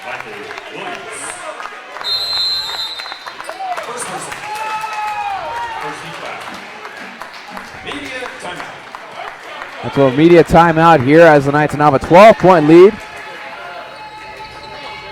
Knights doing a great job of taking the offense that is given to them, not forcing anything. They've built up a great lead at the start of the second half by doing that.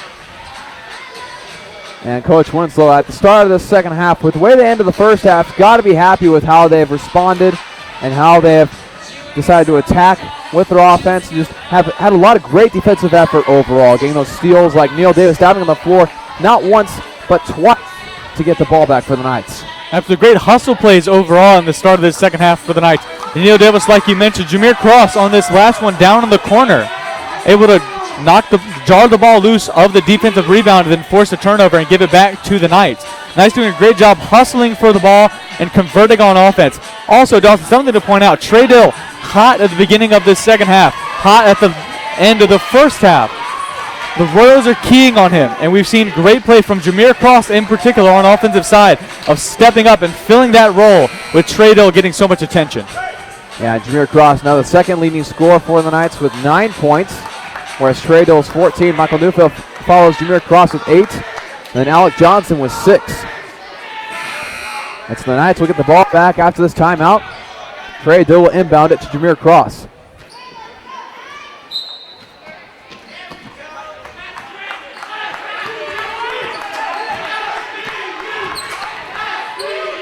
Neil Davis to Alec Johnson.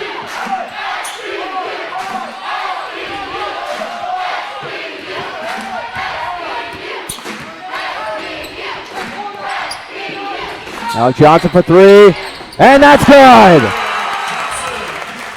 Knights starting to find their shooting stroke, and it's beautiful to watch because it'll open up that paint and open up the dribble drive and everything. As soon as you get that 3 down, it opens up so much more you can do on offense. And I'm just extremely happy to see that shot made from Alec Johnson. He hasn't shot a whole lot of games, or at least at home this season, that is made by Crowell,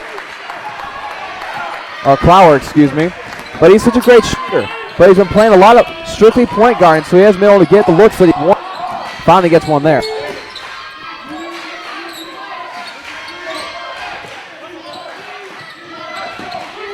McCready at the top of the paint. Neil Davis to Johnson. And that's a good drive for Johnson for the basket. Make it 51-37. Great way to know your man. In front of him was second leading scorer for the season for the Royals, Clower. He has 2 fouls on him. Great way by Alec Johnson to know who's in front of him, drive in on him and say, hey, I dare you to foul me and contest me on this one. And Alec Johnson now has 11 points. Neil Davis getting his hand on that one, but that ball will stay with the Royals. You see Sam Armstrong coming in for Neil Davis. He's getting an applause from his bench as he's coming on here. And he deserves it. They've done so much on the defensive side of the ball for this Knights team so far. Hustle play after hustle play after hustle play. Great to watch. Inbounded to Williams. McCready defending. Effect that shot just enough, and he gets a block right there on Williams. Armstrong doesn't have enough room for the three. McCready in the paint. Sammy Thomas on him. A great look to who else but Trey Dill.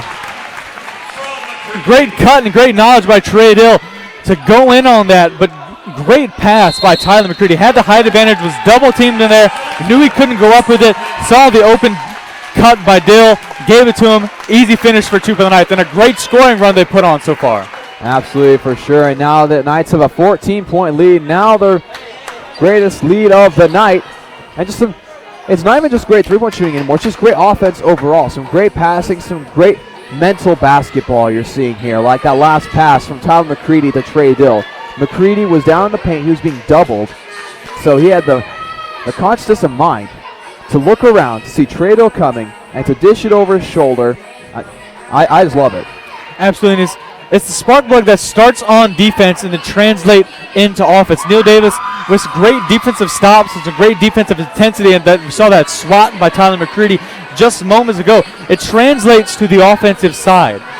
They've started shooting the three better. They've caught this spark somehow on both sides of the ball. And just like I said earlier, when you start shooting that three well, it opens up so much to do on offense. The Royals spread out to the line more, guarding that three. They don't want you to get those easy three-pointers. Open up the paint and open drives like that we saw from Trey Dill. Absolutely, and if the Knights keep up this efficient spread out offense like this, they could easily have 4 players in double digits. I mean, you have Trey Dill with 16, Alec Johnson with 11, Jameer with 9, Newfield with 8.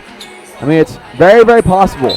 A lot of great input from all these different players, whereas the Royals, it's kind of more just like 1, maybe 2 players leading the scoring run for them. Absolutely, Dawson. We haven't even seen Michael Newfield in this second half so far. He hasn't been on the floor once. Coach may be saving him for later, knowing that combination they had earlier worked so well against this Royals team.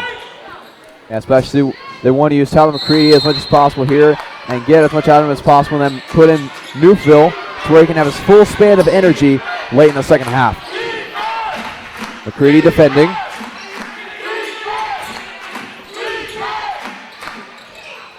McCready affecting that shot. I just know cross down the floor. And this drive is good.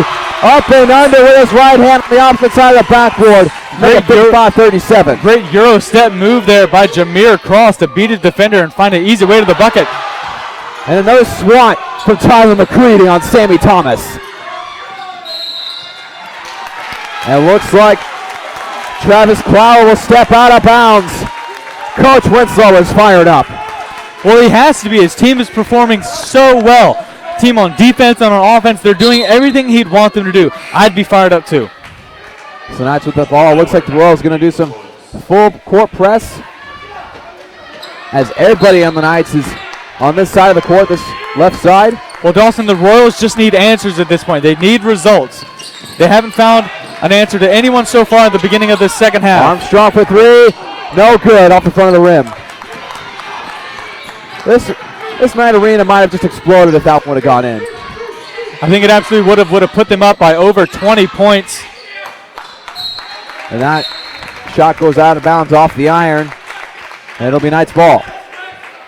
Notable substitutions back in for the Royals. Number 20, Travis Clower back in the game, who shot very well from the three-point line. And also number 32, Sammy Thomas. He hasn't seen a lot of playtime today because of the fouls he's gotten. I think he still remains scoreless. Correct me if I'm wrong. He is still scoreless. But the Knights have found a way to get him in foul trouble and keep him out of this game. And Michael Newfield has checked in for the Knights. Jameer cross for three. No good off the front of the rim. And Trey Dill going for it, but instead it's rebounded by Josh Good of. And Dill almost had his 12th rebound there. So close to having number 12. And so the foul will be called on the Knights, as I believe that was number 1, Tim Jones, going to the basket. The foul will be on Alec Johnson. 32, Alec Johnson. Third person, 13. Tim Jones at the line. So Tim Jones will shoot 2 free throws here. Austin Wood also checking in for the Knights.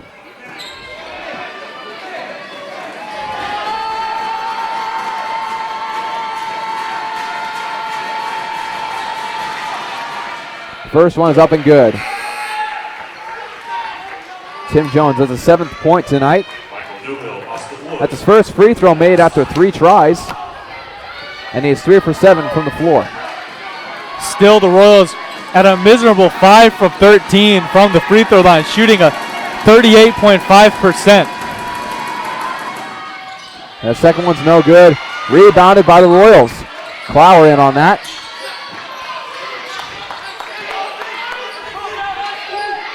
Clower looking for the 3. Armstrong defending. Newfield with the block. Edgemere across the steal. But stolen right back. And Clower with the easy layup. Almost had a great fast break opportunity there, the Knights did, but just turned the ball over at the very last second. Michael Newfield in the paint, and it's good. Great, smart, methodical play by Michael Newfield to pump fake, wait a little bit, see if his guy jumped up with him, then go up for the shot. And that gives Newfield 10 points on the night. That's 4 Knights players in double digits in scoring. Saw the regret there on that last foul call in Michael Newfield's face. He knew he did it. He knew he did something wrong, just gritting his teeth. You just got to play better than that. On the defense side, you can't say too much about Michael Newfield because he's done phenomenal this game.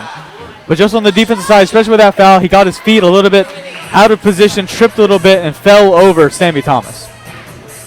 And so the Knights now having a 17-point lead, winning 57-40 here with just under 12 minutes left in the second half. And again, we talked about earlier on the season in one of our first broadcasts about how the Knights need to share the wealth in scoring, how there needs to be a consistent overall team effort of scoring, and we're seeing that tonight. Again, as I mentioned, 4 different players in double digits, and plenty of the players chipping in as well with a basket of their own.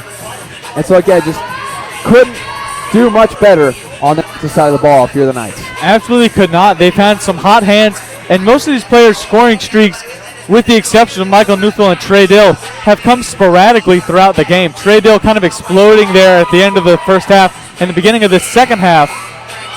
Keyed him. The Royals started keying him on defense, opened up a lot of stuff for a lot of other players. That's why we see 4 Knights in double-digit scoring. Absolutely, and of course you saw Coach Winslow a little bit ago fire it up on our sideline cam. Now in this huddle, probably trying to not necessarily calm down his Knights, but probably trying to just simply get him to focus in a little more. It's like, hey, remember how you got to that shooting streak. Remember how you got to that great defensive run. It's because of the mental focus you have. It's because of the great things you're doing, the small things. Keep doing the small things and focus, and this game is ours. Absolutely. Coach Winslow trying to instill in his guys, don't forget where you came from. Don't forget what got you to this point. All the persistence, especially throughout the beginning parts of that first half where shooting was, for the lack of a better word, a little bit poor at the beginning of that first half. The persistence paid off. They're able to drain to 3. And now it's your basketball game. Go out and take it. It's now the Royals have the ball, inbounded by number 22. That's Michael Williams. But the refs having a discussion with the scores table here.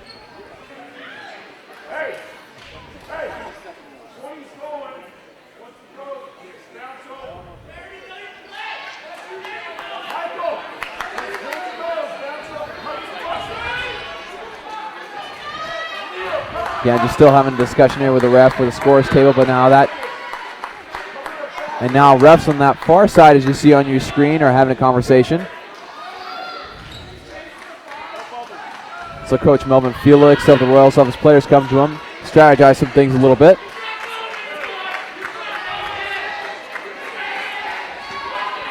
Now Coach Winslow's talking to the ref on this side of the court, trying to figure out what's going on.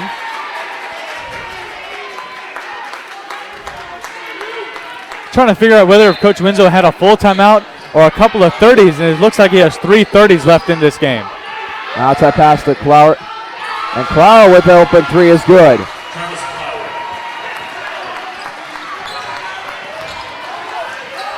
They'll make it 43-57. Good pass up ahead to Austin Wood. Michael Newfield for 3, and that's no good. Maybe Sammy Thomas got a little piece of it. And with that last shot, Travis Clower takes the honors of leading scorer of this game for the Royals. He has 11 points. He shot 3 of 5 from three-point land. That's phenomenal numbers. Coach Winslow not very happy about that shot decision by Michael Newfield. I think they're more unhappy with the fact that a foul call was called on Neil Davis. Michael Williams with the ball now. The Royals having a little bit more momentum on their side. Newfield defending, and that's a wall you don't want to try to shoot over. Austin Wood with that rebound. As Jamel Howard just learned, you don't get by Michael Newfield without having to earn it. Gets to Jameer Cross. Press drive it in. Jumper from the baseline is no good off the back iron. And that ball's going to go out of bounds. And it's going to be white ball. They're going to say it's off the hands of number 22, Michael Williams. Nice to see Coach Winslow having a discussion with Jameer Cross. He was just trying to explain to Jameer that last shot was not the shot that they need at this point. It's a good-looking shot, and it looks great on a highlight reel, but you don't need it at this point of the game with such a lead. You're up by 14 points. You don't need anything fancy. You just need to hold the ball as long as you can and make the shots that you take count. Inbound to Jameer Cross. Trey Dill with it now, the hot hand for the Knights.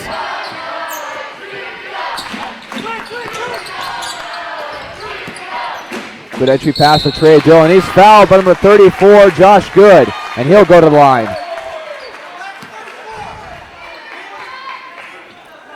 The Knights have shot 7 of 10 so far from the foul line tonight, shooting 70%. Better than their season average, but definitely not the numbers you'd like to see it at. I love when math is easy, don't you, Chris? And that's a good free throw from Trey Dill. And that'll put him at 17 points. Second free throw is up and good. Make it 18. See Tim Jones back in the game here for the Royals. He's so quick and so dangerous on the offensive side. He can wreak a lot of havoc.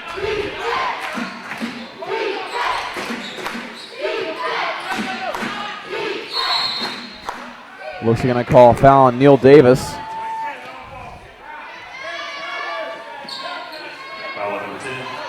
Third person. Dawson just further explaining we're living in a world of no hand checks. Defense can't keep the guy in front of them. And for guys like Clower, and more importantly Tim Jones, who's so quick, it must be so hard to guard someone so quick and so versatile and off to the side without having to put your hands on them. Definitely is, and you'll see Alec Johnson checking in for Trey Dill.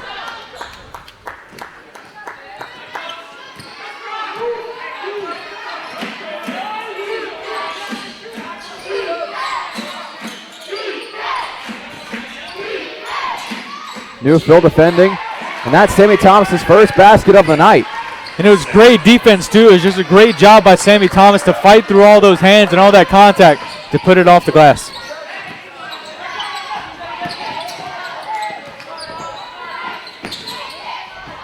Neil Davis went for the shot, but blocked by number 34, Josh Good. Surprising no call there on that. Looked like Neil Davis ran into a wall.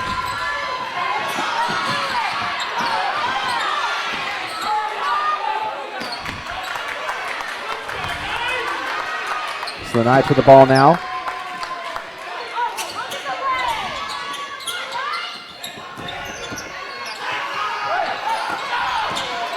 Neil Davis, the open jumper from the baseline. No good, but he gets his own rebound. Gets it to Austin Wood, whose jumper is too far. I think Neil Davis felt that one come off his hand. He knew it was going to be short, so he chased the rebound as hard as he could. Neil Davis going up for the block, but it's called for the foul.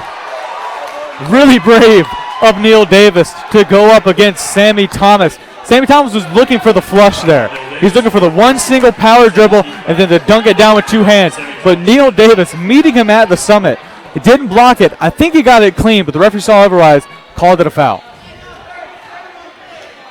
So Sammy Thomas will go to the line. Sammy Thomas today is 1 for 6 from the floor. Hasn't been to the free throw line yet. This will be his first time. First one is up, and it's no good. You see Trey Dill and Brandon Caputo coming in. And after some extensive looking, we figured out that Trey Dill is a basket away or a free throw away from getting his career high. Absolutely amazing job from Trey Dill so far. Just can't say enough about him. Something should be said about Sammy Thomas. He averages 15 points a game on the season. Tonight he has 3. Says something about this Knights defense. It absolutely does. Sammy Thomas has had a lot of options. He's had a lot of looks. But the Knights have really gotten on him and made sure that he was not a big part of their offense. And again with Trey Dill on his career high. His career high is 18. He's done it twice, two other times this season. He has 18 so far, and with just under 9 minutes left, could possibly get a new career high today. Definitely wish him the best. I think he might get it. Alec Johnson to Michael Newfield, that's good. That's just a great passing play by the Knights. Alec Johnson knowing two guys were going to jump on his pump fake, pass it in, easy two for Michael Newfield.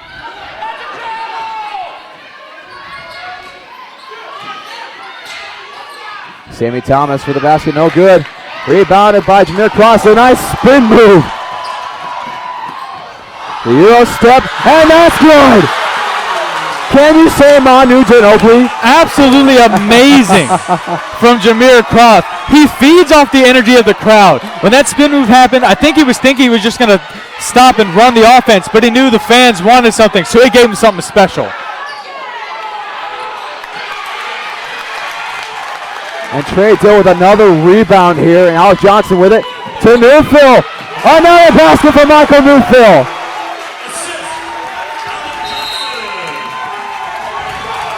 And that'll be a timeout for Michael Newfield. And I tell you what, this has got this arena just electrified. And just such a great scoring attack for this Knights offense right now. And with that, Keshawn Cottle has some information for us. Keshawn Cottle, what do you got for us?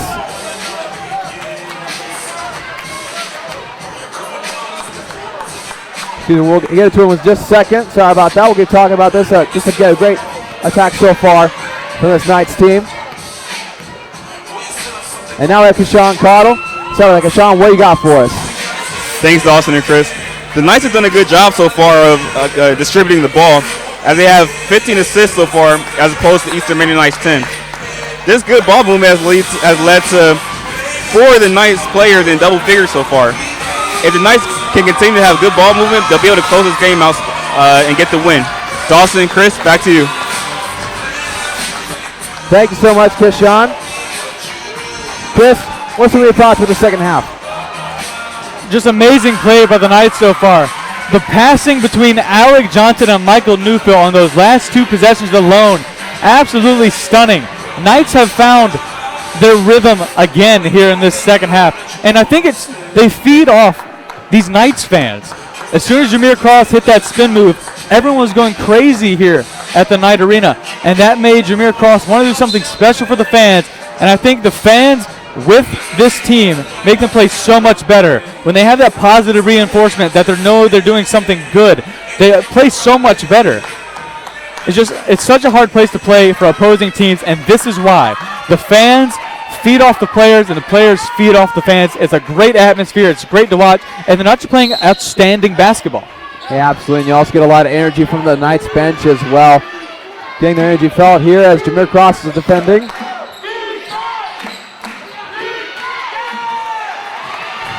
Jameer Cross with it, pass it to Trey Dill.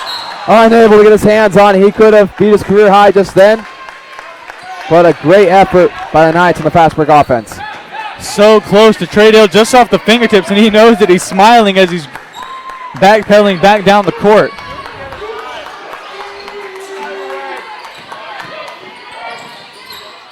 And that's some good passing. Michael Neufeld on the rebound. Gets to Brandon Caputo.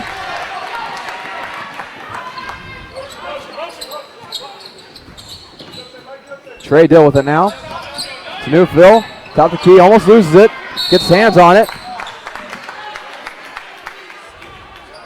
Looks like they're going to call the foul on number 5 for the Royals. That's DJ Hill. And Tom McCready will come in for Neufeld. Interesting substitution, maybe just saving Neufeld for the very last couple of minutes. But Tyler McCready's done great this second half too. Didn't show too much in the first half, but has really found his sway here in the second half, able, especially with passing. You know he gets doubled as soon as he gets the ball because he's 6'10", and he's right near the basket. McCready with it now, tries to get to Dill, but it's tipped by DJ Hill. Plow with the 3, off the right side. Trey Dill with the rebound. Gets it to McCready, who gets to Caputo. Great effort by Trey Dill. Treydale just always scrapping for a rebound. He's got 13 on the night. Jameer Cross for 3. That's good. Scoring starting to open up for the Knights yet again. Had a little bit of a dull spot with those 2 turnovers, but now they found their groove yet again with 6.5 minutes left to go in this game. And the Knights having another largest lead of the night, now winning by 20 over the Royals. And with that last shot, Jameer Cross now has 16 points on the game. He's 2 behind Treydale and 2 ahead of Michael Neufeld.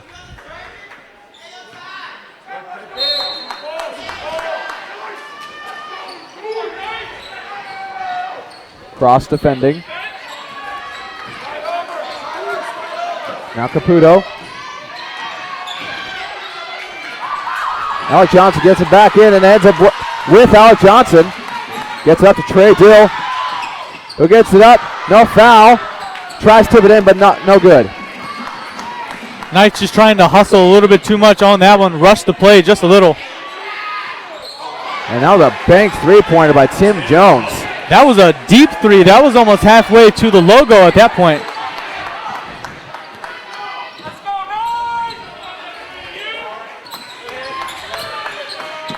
Tom McCready with it, gets it to Alec Johnson. Cross for 3. And no good. That goes in and out.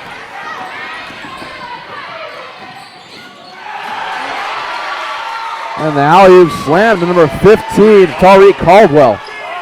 That's a great way to follow by Tariq Caldwell with that putback jam. His team still down 15 points. McCready with it.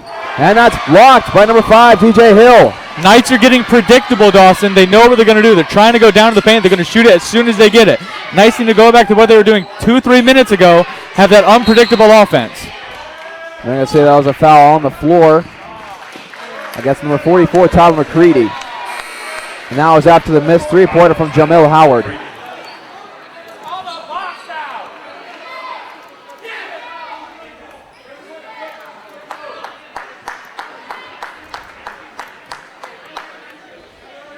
So DJ Hill, the sophomore from Woodbridge, Virginia, will go to the line.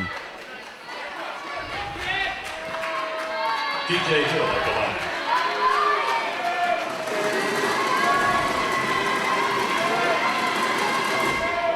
And that's no good.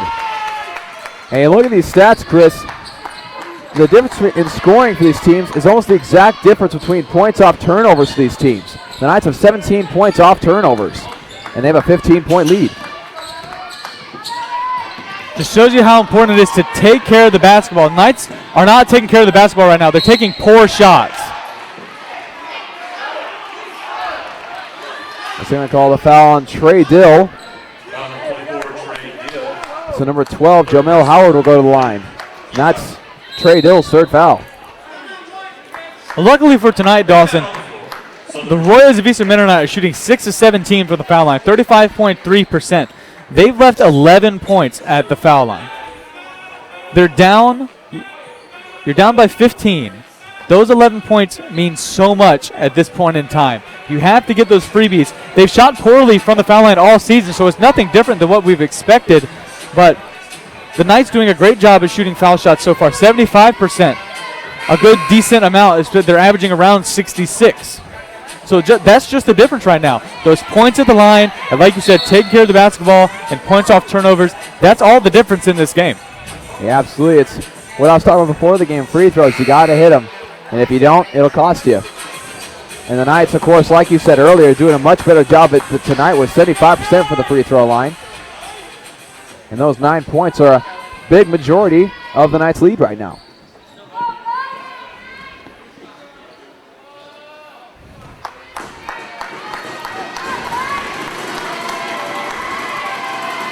And that first free throw is no good. Very short by Jamel Howard.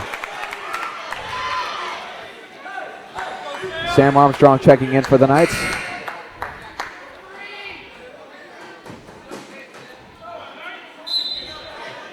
He'll be in for Brandon Caputo. Maybe just trying to get a little bit more shooting in for the Knights so far. Armstrong has a much better shooting stroke than Caputo. We'll see if it makes a difference. That second free throw is good from Howard. Sam Armstrong with it. Gets to Trey Dill, who's going to get trapped on the near side. Armstrong with it. Trey Dill's going to cross midcourt, gets to Jameer Cross. And that clears out the press. Knights need to take their time now. Need to take their time. Now is the time to shoot it. 5 seconds left. And McCready not able to hold on to that pass as the shot clock was winding down. Right off the hands of McCready, too. Looks like they're going to get McCready for that foul as well.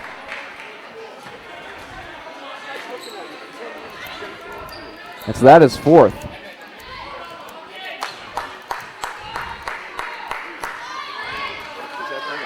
And so that'll send number 12, Howard, to the line again. First one is up. And it's no good. Michael Newfield will check in for Tyler McCready.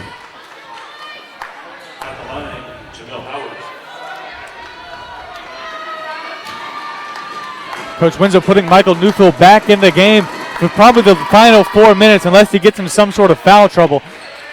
He's just played great all game, so why not? I think it's a great choice by Coach Winslow. Alec Johnson taking it now. Gets to Trey Dill. He decides to pick up his dribble.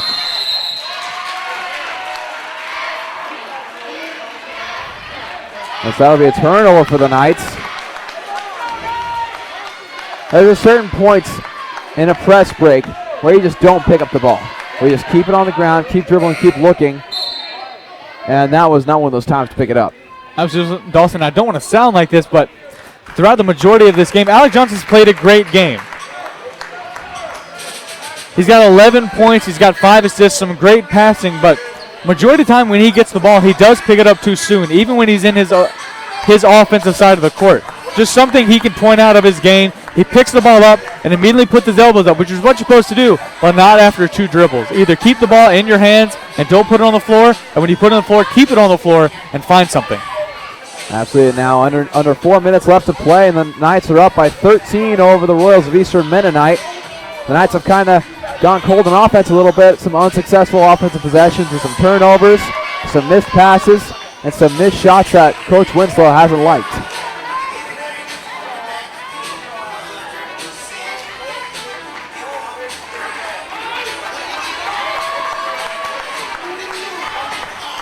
And again, if you're just joining us, we thank you for joining us on the Knight Sports Network. I'm Dawson Weir. Took along with me is Chris Fly. You've joined in on an exciting one tonight. Has some great scoring efforts from many of the Knights players here. Most of them have stepped on the floor, have scored a basket. There's only 2 that haven't scored since being on the floor, but every single one besides them has.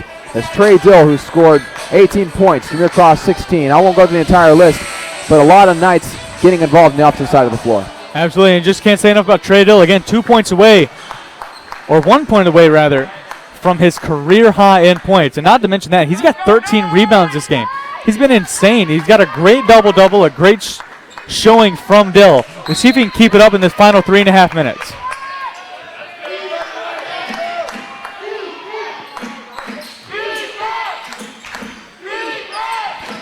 Royals working on offense now. Skip past the Clower. The jumper from the elbow. And it was tipped in. We'll take by number 15, Tariq Caldwell. Some Knights fans are complaining because they thought that, I believe it was Alec Johnson who was knocked to the ground.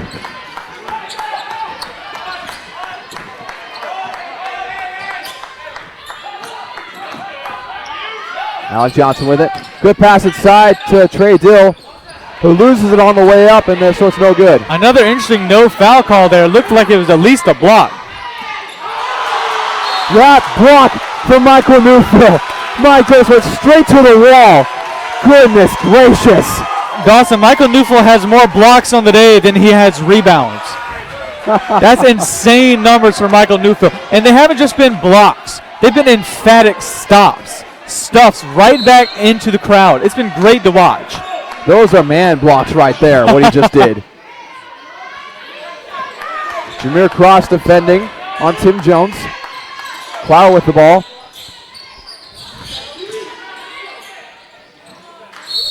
And it's tipped out of bounds by Sammy Thomas, who is still only at about 5 points, even though he averages about 15 a game. But the Knights now only find themselves up by 11. Need to play this next 3 minutes extremely sound and safe basketball. Sam Armstrong with it.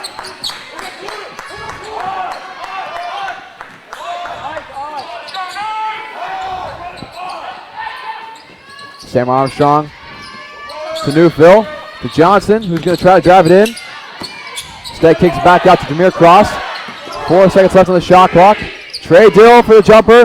No good, it's short, but Sammy Thomas with the rebound.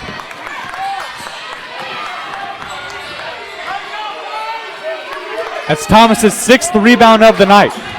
Averages right around 5 on the season. And that's going to go off of Alec Johnson's foot out of bounds.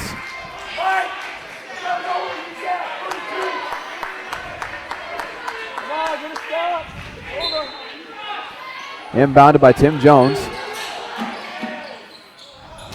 And that basket from number 15, Tariq Caldwell's good. That gives Caldwell 14 points on the night. And the Royals also have 4 different players in double digits.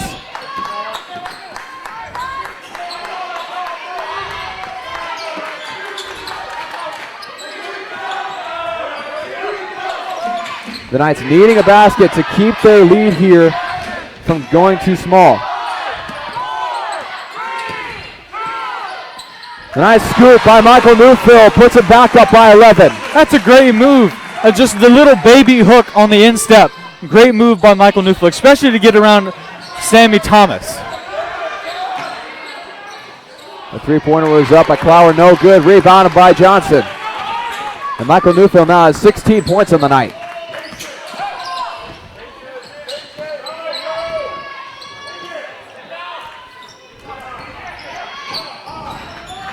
So just about a minute left in this one. 11 seconds on the shot clock for the Knights. And he's fouled. Alec Johnson's fouled by Sammy Thomas. Foul on 32, Sammy Thomas. 4th personal, 15 foul. Subbing in is number 5, DJ Hill. He's coming in for Thomas, who just committed his 4th foul. Thomas's 4th foul of the night. Not sure if he'll see the floor yet again. Maybe just getting a little bit of word from his coach and to get right back in. But Sammy Thomas only has 5 points and 7 rebounds. The average is 15 and 5. 15 points and 5 rebounds. He's got the rebounds down, but the Knights on defense have shut him down completely. So another foul from the Royals. Sam Armstrong had it in bounds there. The Royals, though, have been doing a good job of not committing fouls, even though they're intentionally fouling here.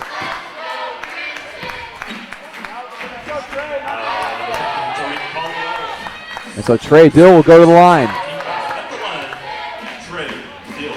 It's a good strategy by Melvin Felix, but it's also very dangerous. He's counting on the guys that don't have a lot of fouls to get these fouls to send the Knights to the line.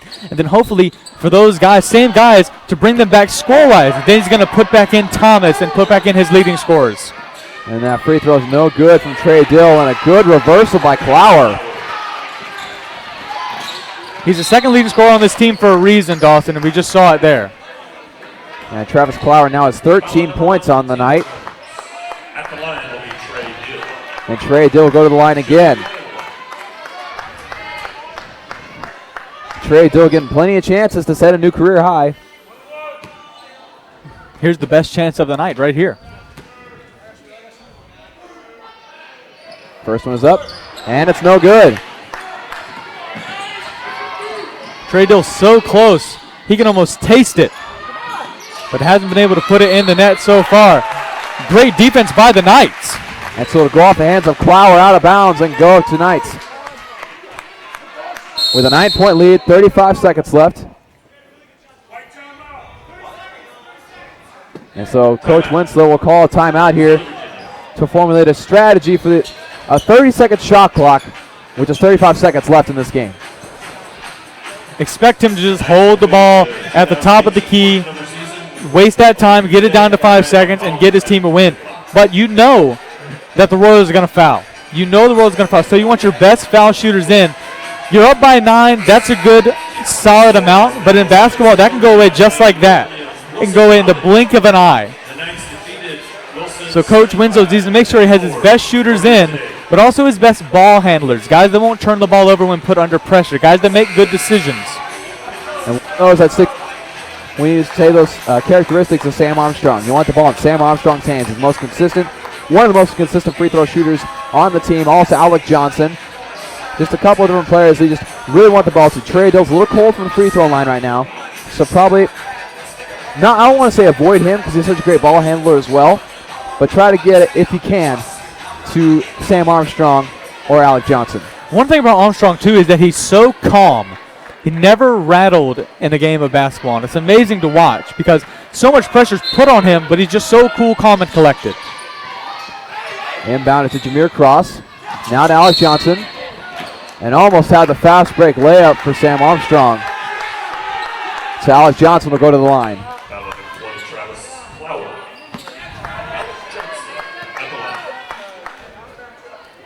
Alec Johnson 2 of 3 from the foul line so far, so good numbers ahead of him. See if he can add on it here. First one's up, and it's good. That'll make it a 10-point lead again. Don't ever go to school, get a master's degree to do this stuff. Second one's up and good. Now the Royals find themselves down by 11 with 30 seconds left. They're just going to try to get any shot they can. That's a good drive from Tim Jones. And that'll do the trick. And then another basket right away from the Royals by number 15, Tariq Caldwell. 4 quick points.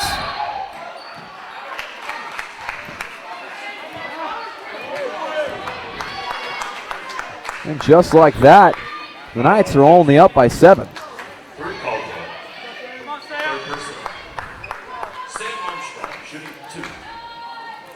That's the third foul on Tariq Caldwell. So Sam Armstrong will go to the line.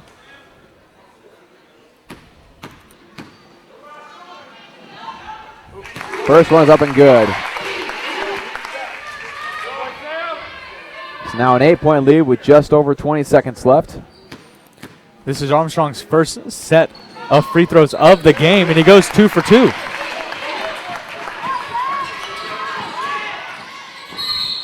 Now is number 12, Jamel Howard, driving in there just trying to get whatever he could. And the thing is, this Royals team is so athletic that they can just drive in there and almost throw up a shot from anywhere. Just depends on the quality of the shot, of course. I think the thing is, Dawson, they're so quick. They're quick with the ball, and the Knights don't have time to get back. They maybe need to send a few guys back when they're shooting free throws just to guard on defense. Instead of having the 2 up here to get the offensive rebound, push them back and make the Royals work for those shots, because right now they're just finding an open lane and wiggling their way through it and getting to the line. Howard's first shot was no good. Second one is good. Now they're down by 8. Now inbounded to Jameer Cross.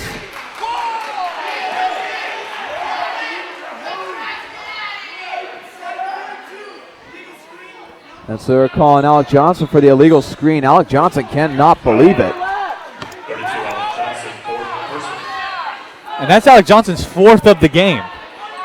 So heaven forbid this big game be pushed into an overtime situation. I don't think the Knights will let it happen, but heaven forbid that happen. Alec Johnson would have to walking on eggshells for the rest of this game.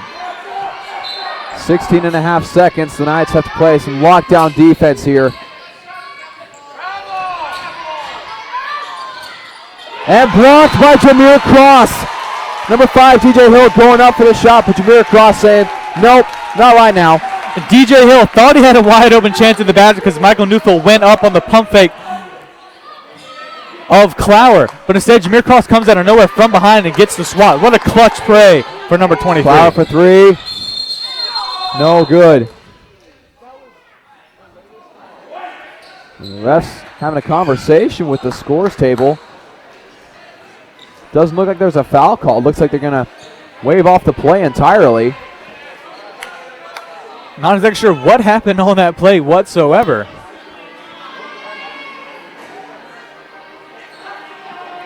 Maybe a timeout was called before the shot went up.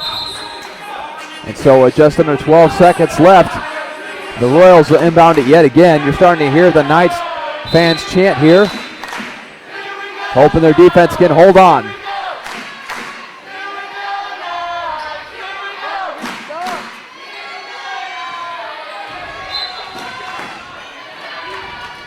Flower for 3, and that's good. Now only down by 5.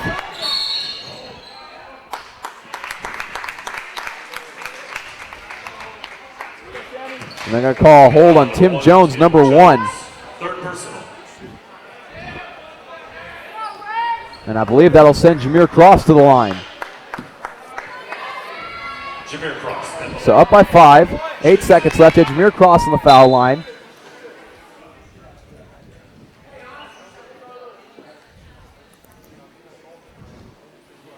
Now, not quite sure what we're waiting on here as Neil Davis checks in for the Knights.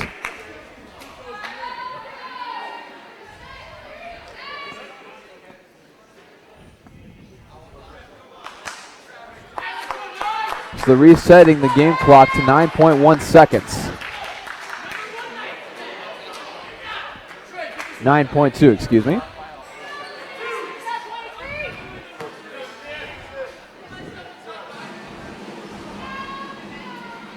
Jameer Cross's first trip to the free throw line.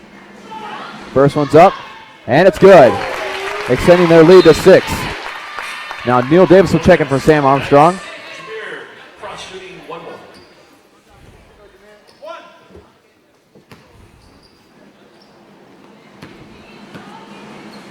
Cross for a second free throw is up, and it's no good off the left side. Knights need to get back on defense. Clower. And they're going to call the foul on Michael Neufeld as number 5, DJ Hill, was frantically trying to get a shot off. There's only 0.2 of a second left. Interesting, because I don't know what the foul call was there. It just looks like Michael Neufeld was standing with his hands up, got hands on the ball first while he was bringing it up. Didn't look like a foul. The referee didn't specify what kind of foul it was. Really interesting call, but really to no avail. First free throw's up, and no good.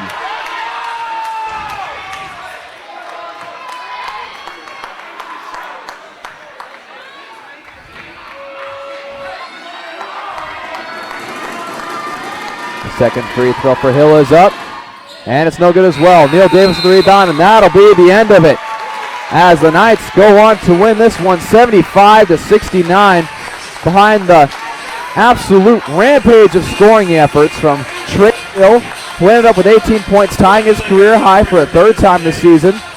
Jameer Cross with 17 points, Michael Neufeld with 16, and Alec Johnson with 13. And just some great overall play from all of these Knights players, again, just overall.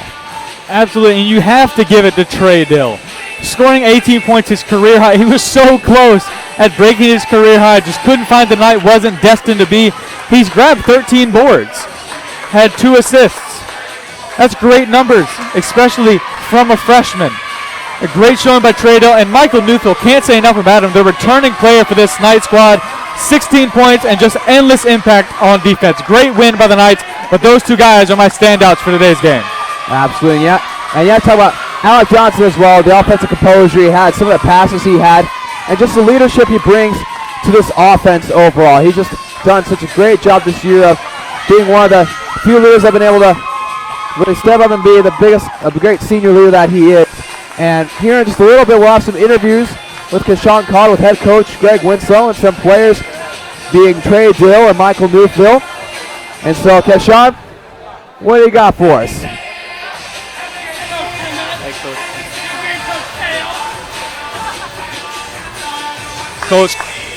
Coach, congratulations on the win. You guys did a good job of limiting the possessions for Eastern Mennonite by slowing down tempo and controlling pace. Is that something you guys planned on doing? Yeah, we have to do that. I mean, we just aren't athletic enough to guard real athletic teams man for man. And, it's a tough chore for us. So we ran a matchup zone by design, and it did slow the pace of the game. And obviously not happy how we finished the last, 3 or 4 minutes, but we needed a win. We really did. We've been playing hard and just haven't gotten that W column for a while, so it's really nice. As you previously said, do you feel like this win is going to jumpstart you guys moving forward in the season? I hope so, but I'll be honest with you, man, I don't know. Sometimes, you got a battery, you jumpstart it, and you're driving around, things are good, and then you park it for a while, and it's dead again. So next week is finals, so, we'll have some practices, but we'll have a finals week. So, yeah, we just need to try to build off this. Really proud of some guys that's, especially the first half, to be honest with you. They had Jameer and Alec in foul trouble, and guys really stepped up. Congrats on the win, Coach. Thanks, Keshawn. Go enjoy it. Next, we have Michael Newfield. Mike, congratulations on the game. Mike, you finished with 16 points tonight. Why did you choose to be so aggressive tonight? Well, we were in a rut, you know what I'm saying? It was, after our last game at home, it was really frustrating for all of us, so we had to pick it up a notch, and before the game, I just had that I had that fire, I really wanted to go out there and win, because I didn't feel like myself earlier, because I was like, we got to get this win, and we came out and we played our hardest, and we pulled it through. We got our first W at home, and so I really hope we'll have more games like that where we compete and we talk on defense and we just play with intensity. And I know we got a long way to go, but I mean, like I said, it just feels good to have our first home game win. And so the crowd was into it. We couldn't have done it without our fans. So I'm really glad that we got this win. Congrats on the win, Michael. Go enjoy it. Next, we have Trey Dill. Trey, congratulations on the win. Thanks, man. We talked before pregame. You finished with a double-double tonight with 18 points and 13 rebounds. The way you're playing right now, you're not playing like a freshman. Do you feel like you're really getting into a groove now? Yeah, I think so. It's just coach and the team, they all trust me to put forth the effort to be able to do what gets just like tonight. So I just got to be able to do that and have the heart to get it done. Obviously, this is a huge performance for you. What do you plan on doing to keep this momentum for yourself moving forward in the rest of the season? I think it all comes from practice. As long as we practice like we're going to play hard like this, we will. Congrats on the win, Trey. Go enjoy it. Dawson, Chris, back to you. Thank you so much, Keshawn. And with that, thank you so much for joining us on this broadcast. And again, the Knights take this win tonight over the Royals, 75-69. Just a great team effort overall. Again, I'm Dawson Weidrich. With me is Chris Fly. You've been with us on the Knights Sports Network. Thank you so much. Have a great night, and go Knights.